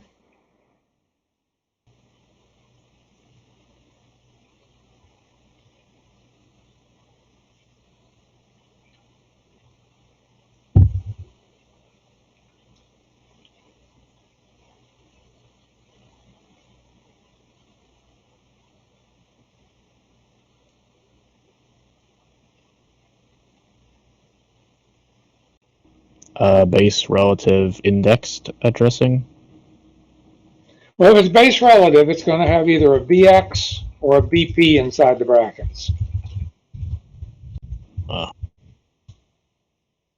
it has an SI or a DI in there, and remember it's not both, one or the other, it's called indexed. Same thing with this. You can either have BX or BP, you can have SI or DI, you can have BX DI, you can have BP SI, but one of these. So 0 or none, or should I 0 or 1, 0 or 1. And of course you could have, one of each. Tanya wants to say that you can only do BX for relative. Her mic is dead. Okay, so what is the addressing mode for this one?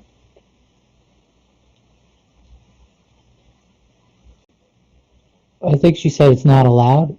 That's correct. It is not allowed. Yeah, that's what she was saying. AX is never allowed inside the parentheses, only these 4 registers. Okay, well, let us move on. And thank you for relaying that information. See what's next on our list of many things. Yeah, that's just all easy. Let's look at the syllabus.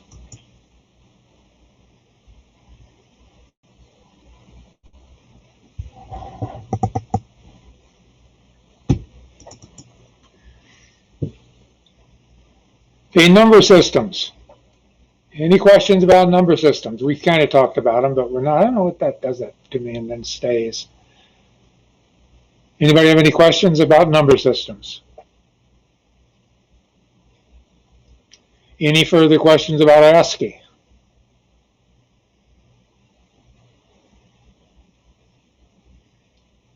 Any further questions about Unicode, except for where I worked the problem wrong for you? And don't ask questions about that because I don't think I could ever work it that wrong again. I'm going to give myself a B minus. So your goal in this class is to get better than me. Anybody have any questions about resistors?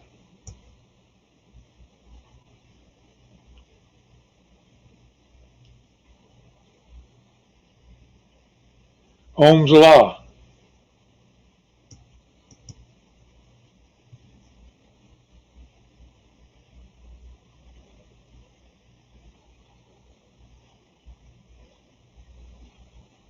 Everybody can still do a circuit. They can, with resistors and diodes and transistors and all that stuff. I know transistor circuits are down here, but we might as well lump them all together.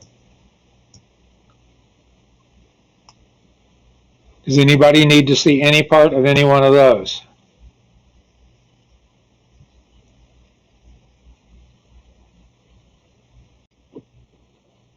Yeah, could we just go over one of those problems real quick? Okay, what types? I have a specific problem. If we could go over that. Okay. As long as it's one we did in class. I mean, if it's one to launch the class into space, I don't think we better do that one. But yeah. Hang on a second here. Let me clear this. Okay, so what do we need? So it was measure 0.9 volts across the collector emitter of an NPN transistor. Ah, you've picked my favorite one. I don't have any transistors in my little box over here. Oh, man. Okay, so we got a transistor.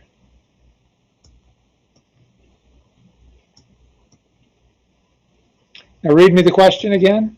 Yeah, it was measure 0.9 volts across the collector emitter of an NPN transistor, 0.7 volts across the base emitter, and a base current of 30, 30 microamps.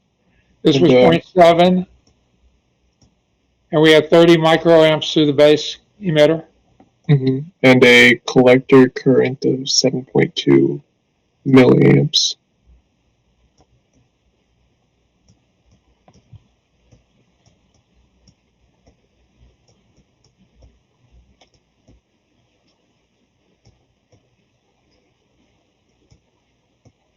Okay.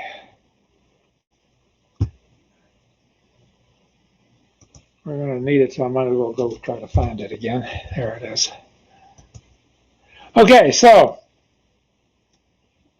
what region is this transistor operating in? Is it working in the saturated region,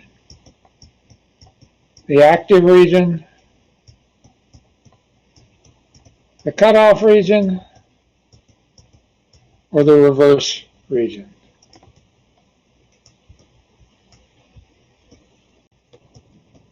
And how would we tell? Is it active? Because the voltage being dropped across the emitter, is that the base emitter, is above 0.7. Okay, that's a good way to think about getting started at this. But there's two numbers we have to check, three numbers really. One of the numbers is we need to check to make sure the transistor has 0.7 volts here for it to be in either one of these categories. If it's in cutoff, there'll be a much larger voltage there. If it's reverse biased, who knows what it'll be. So we normally, and you're not going to get any problems where it's reverse biased. So it's in one of these. We know it's not cut off. It's either saturated or active. The way we know that it's active or saturated is based on how this junction between the base and the collector is biased. If the base is higher than the value of the collector, we're saturated. If the base is lower than the collector, we're in the active region. So if this is 0.7 and that's 0.9, that means this particular diode that sits in here is reverse biased. It also means we're in the active region, which he just pointed out. Now, when we're in the active region, meaning this number here is going to be all above 0.7 volts, when we're in that region, we can actually compute what beta is. And as a matter of fact, it's the only time we can compute what beta is. And the way we do that is we simply take the collector current and divide it by the base current.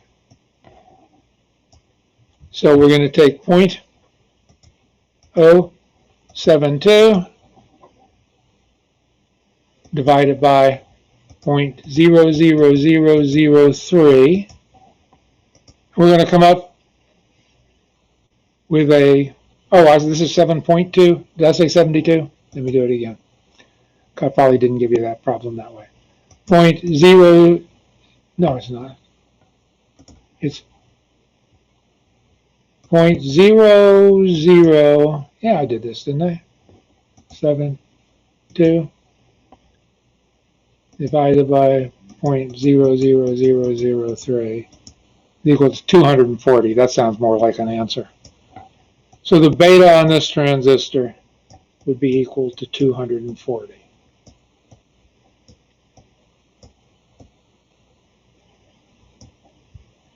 Now, if it's saturated, meaning this is 0.7 or less, we've biased it in such a way that we can't tell the difference, because any amount of current over here that causes that will definitely, when multiplied by beta, be bigger than this number. So there's no way to compute it if we're saturated. What was the rest of the question you had? I think it was just to compute beta, but it might have been something else. Whoever asked that question? Yeah, it was, hold on, I just lost it. Yeah, it was just what is the beta of the transistor? Okay. And in that case, it'd be computable. If this number had been 0.6, your answer would have been cannot determine. I'm in the active region. I'm sorry, I'm saturated. Can't be determined. As long as this is higher than 0.7 volts, we know we're in the active region. And in the active region, we can compute beta. Okay, that's an omega. Shows how much Greek I've been using today. Beta. Anybody else have a question about this or any of the circuit things that we did?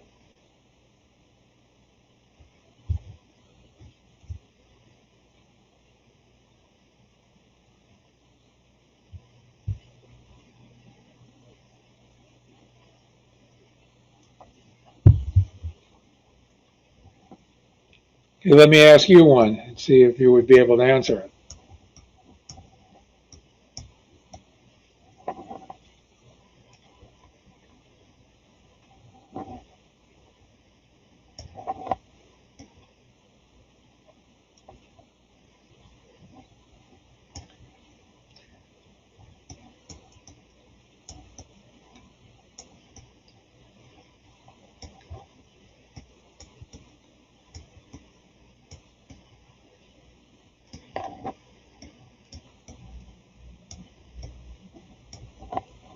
This is R1. This is R2. The question might be, what is the voltage drop across R2?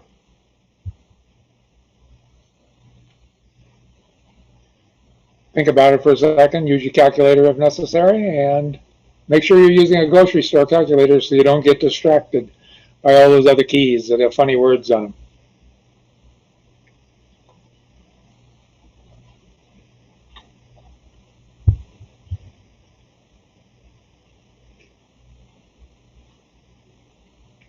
And the second part of that question would be, what's the current that's passing through R1?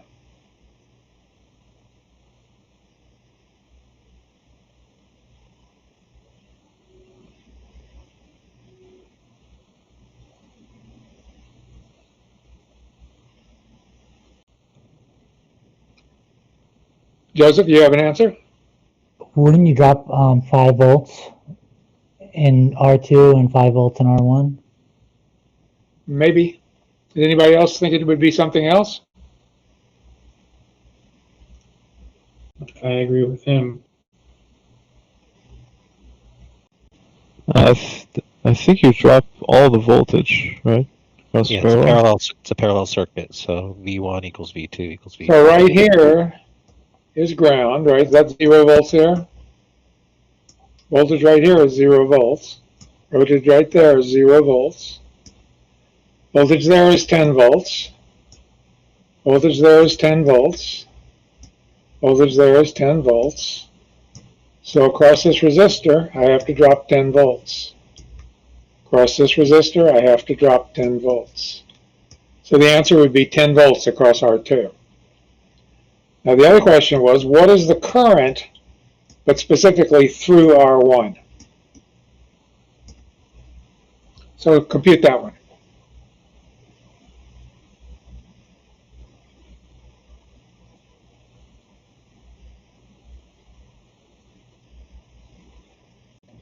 amps.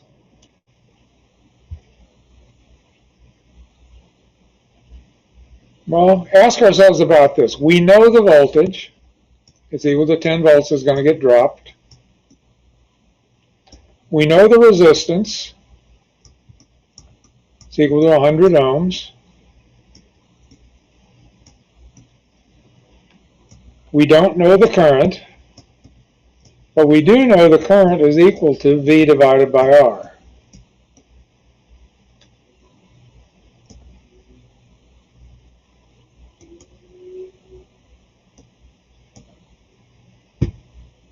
So if we take 10 volts,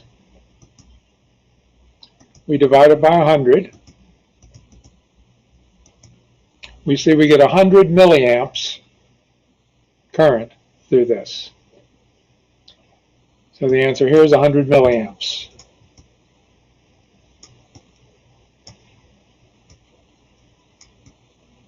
And of course, since the other resistor is identical and the voltage drop is the same, it also is 100 milliamps. Which means the battery is supplying 200 milliamps.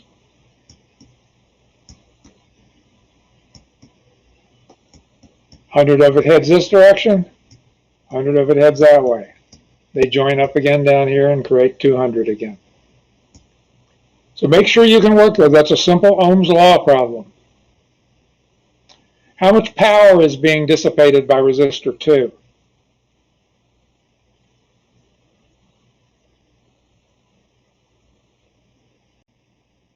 Current times voltage. Current times voltage. We have the current times 10, 1 watt. Remember that power is expressed in watts.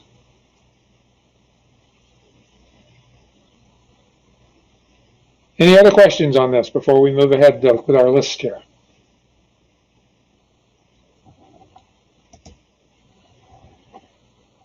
Okay, binary arithmetic. Everybody remembers how to do that. We've done a lot of that tonight. 2's complement, how to turn a positive number into a negative and a negative into a positive. We did a little fixed point binary, getting our numbers prepared for the IEEE stuff. We just talked about diodes when we were talking about transistor legs. We did transistors. Combinational logic and Boolean algebra, transistor circuits, reduction with Karnow maps. Quinn McCluskey, you'll review that on your own. They take too long to do as an example. Implementing arithmetic, TTL, capacitors, and the 555 timer. You have notes on that. Flip-flops, counters and shift registers. We did the FSM earlier.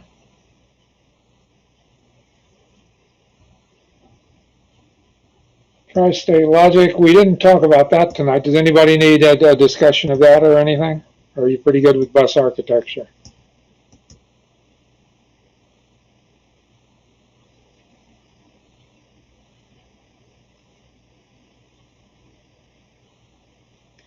Okay, high level, just I'll let you look at your notes on that. The SAP 1, any questions about the SAP 1?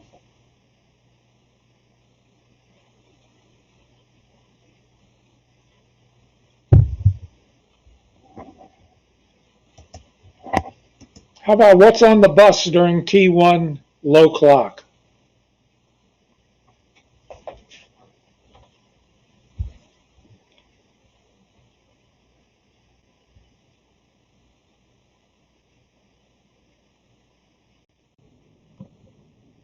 All Z's.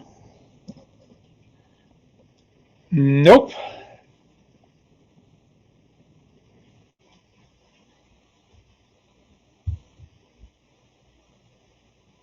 What happens during T1 of every instruction? What signals are asserted?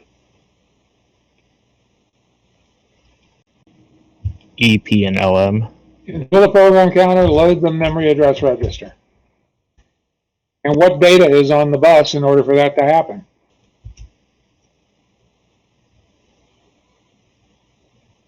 Well, if the program counter is talking, it's going to be the address of the first instruction. How long is an address on the SAP1?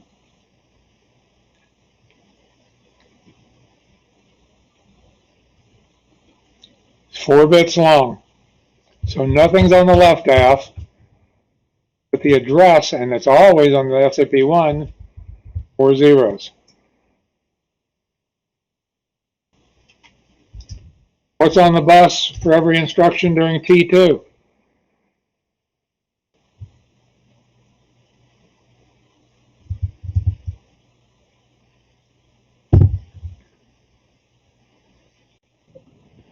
Just increases by 1, right? So the program counter increases by 1, so it'd be the 0001. Well, literally, what signal is asserted? Which signal? It's not EP and LM. We've taken those away.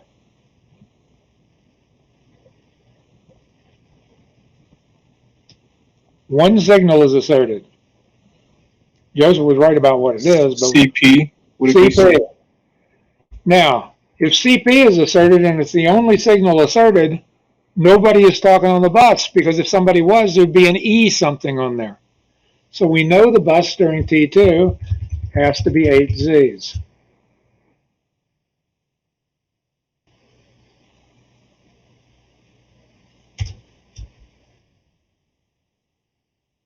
What's on the bus during T3? CP and LI.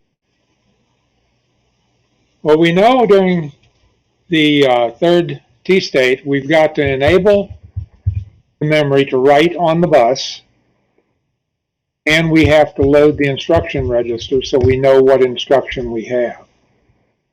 So what would be on the bus?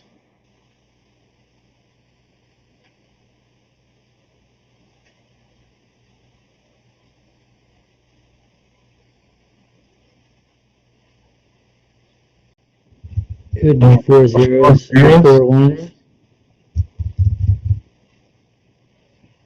Well, would you agree that if I'm writing a program for the SAP1, that I can put, any combination of 1s and 0s I want in those 8 bits? That's the first instruction. So during this phase right here, whatever the first instruction is, that's what's on the bus. We don't know what it is unless we had a program, and we might have a program to look at, but we didn't. It's whatever's at address 0. That's what's going to be on the bus during that T state.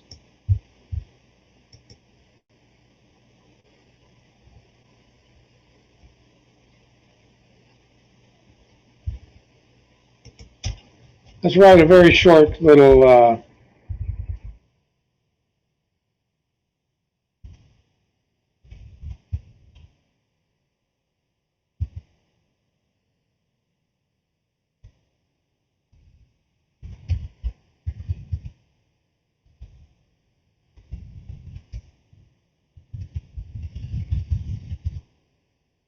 what does that SAP1 program do?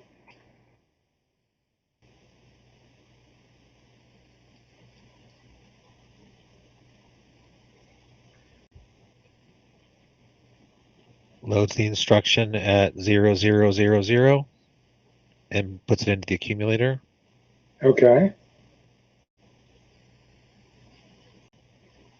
Then it is an add of 1.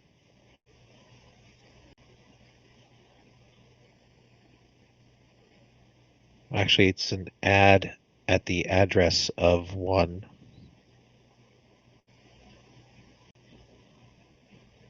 Then a subtraction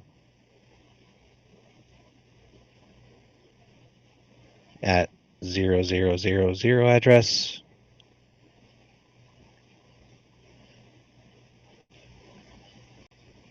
And then a halt.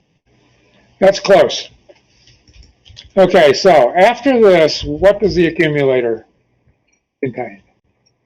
0. The accumulator, after that instruction is executed, will contain 8 zeros. Because what it said was add whatever's at address 0, or I'm sorry, load whatever's at address 0 into the accumulator. Well, what's in the address 0 is a 0.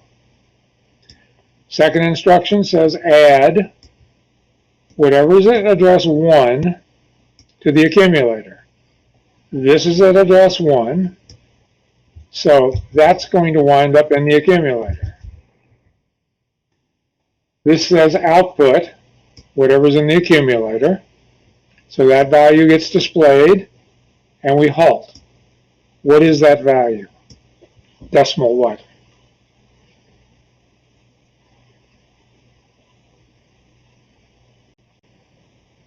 17. Yeah, decimal 17. So then what this program would do would be output the number 17.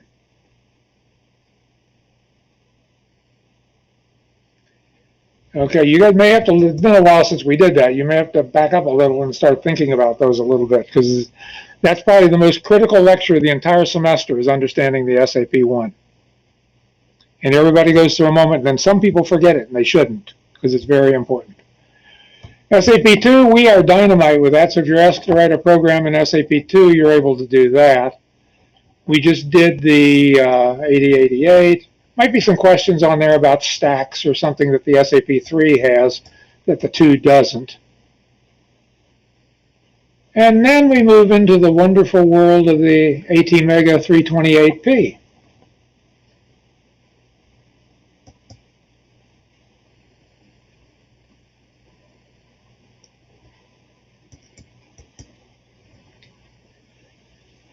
Now this data sheet, although it's big, is still where you're going to need to go to find out answers about something.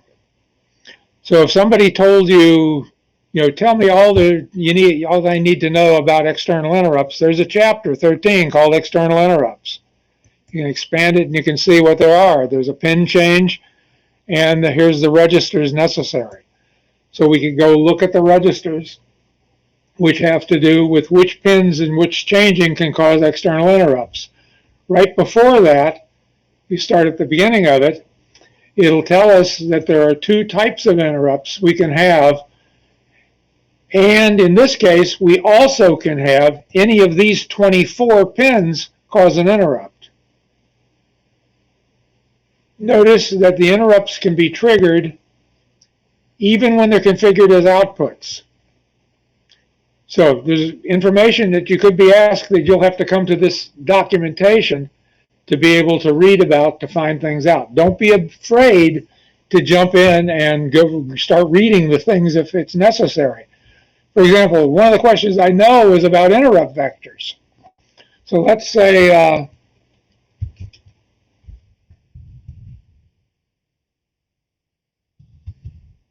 We are on the 328p, which is down here on page 74. So probably the quickest way is to go up here and change this number to a 74. We could look and so, if we wanted to know what the vector numbers were, 0, which is our normal reset, we can't turn it off. Interrupt is vector number 1. How many we got on this machine? 26 of them? So we can look and see what is the interrupt. Well, this is reset. When you push the reset button, where do you go? Here. What's located there? It's a jump to our program. What other interrupts have we used in class? We used the timer interrupt overflow, timer 1 overflow. That's interrupt number 14. The vector is stored at address 1A. What else did we use? Well, we used the USART receive. It's at 24, or really, that's 32 plus 4, interrupt number 19. So we could come here and we could learn about other types, or we could report on other types of interrupts.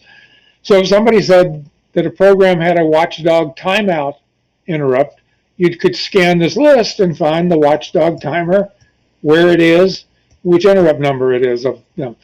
Comparing this number to our number says that if these two happened at exactly the same time, the machine would do this one first because it has a higher priority. That's what these are, priority order. In our case, our timer overflow occurs before we service a received character if they happen at exactly the same time. That lets us maintain a more precise timer interval. And we're not likely to lose this as long as we don't do a lot in the overflow routine. So you could look at this. This machine also has other types of hardware. Let me go back to page 1. If somebody asked you, you were reading along here and somebody noticed that, oh, by the way, this has an I2C interface. We could look down here and see, well, where the heck is an I2C interface? There doesn't seem to be any chapter having to do with that. And you go, well, there doesn't seem to be anything having to do with that. However, the 2-wire serial interface, if we go look at that, we'll see that it is the thing they're talking about. It is compatible with the I2C protocol. So we were wanting to find out, for example, if we were using I2C as our particular thing, what was the protocols that it might be using? Well, we could read about bus arbitration. We could find things in here to learn about it. What about the state machine itself? Well, it's got to be documented in here. Well, here it is. Here's the things that we would need to know about that if somebody asks us a question about it. Don't be shy. That's what the data sheet is about. You're not supposed to have it memorized. When that part of a project comes up, you go look it up and learn how to do it. Does anybody have any questions about the ATmega 328P chip that we used? Yeah, what order is the data sent? I'm sorry? What order is the data sent? If you're using the USART? Yes. If we're using the USART, let's go there. It should be, well, let's do it from the top because that's the way you'd want to do it.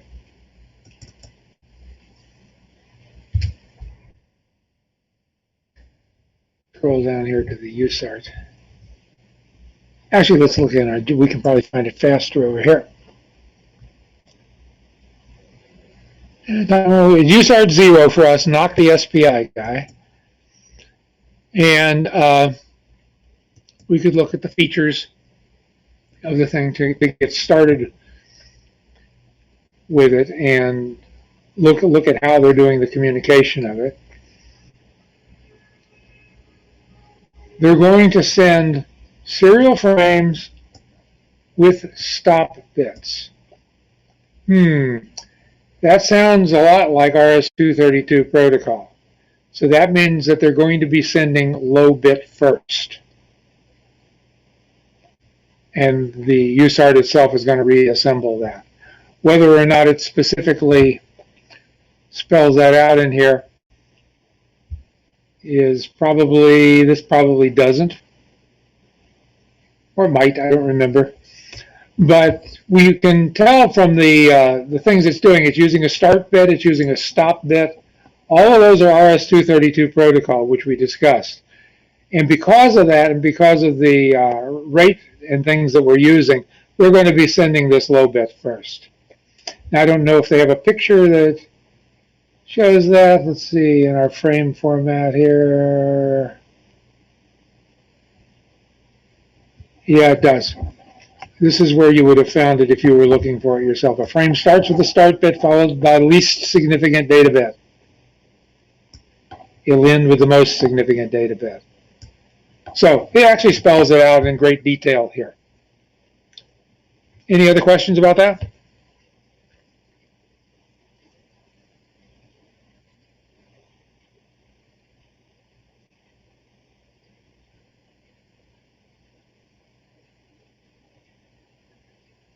Okay, we only have a couple more minutes. Did I miss any topics that we should be discussing?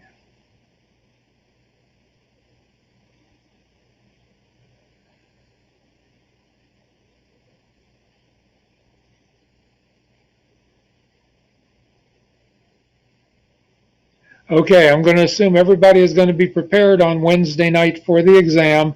The exam will start at 6 o'clock. Those of you with accommodations, same rules as usual. When we start the exam, we'll give you a copy, just like we've been doing. We will set a time in the future after that to get back together just to verify that I've received all of them.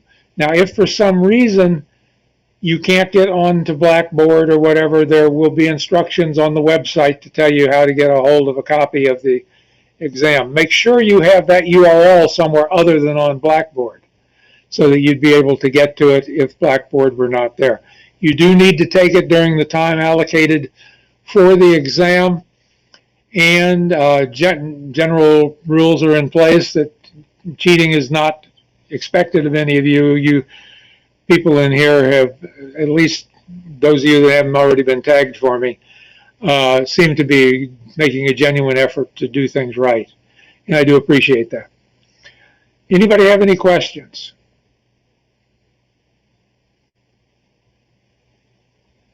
Okay, then I will see you fine folk at 6 o'clock on Wednesday night. If you did not turn in the homework assignment, you can still turn it in. You're not going to get full credit on it even if you get it right. But I'd rather see an example. So if you do it, and let's say you were almost done, you gave yourself a 90 tonight, and in the next 10 minutes you go, oh, I know what I did, and you go fix it. You can still send that to me. Make sure you mark the second one as 100 and complete. You won't get the 100, but at least it'd be better than having the one you're going to get for the 90 and wasn't completed. Everybody understand that? Okay, well, tell me good night, and I will see you guys on Wednesday. Have a nice time until then. Make sure you study. Oh, wait. Good night, Professor. Good night, and I'll see you guys on Wednesday. Were we supposed to receive? Were we supposed to get a received email that we received?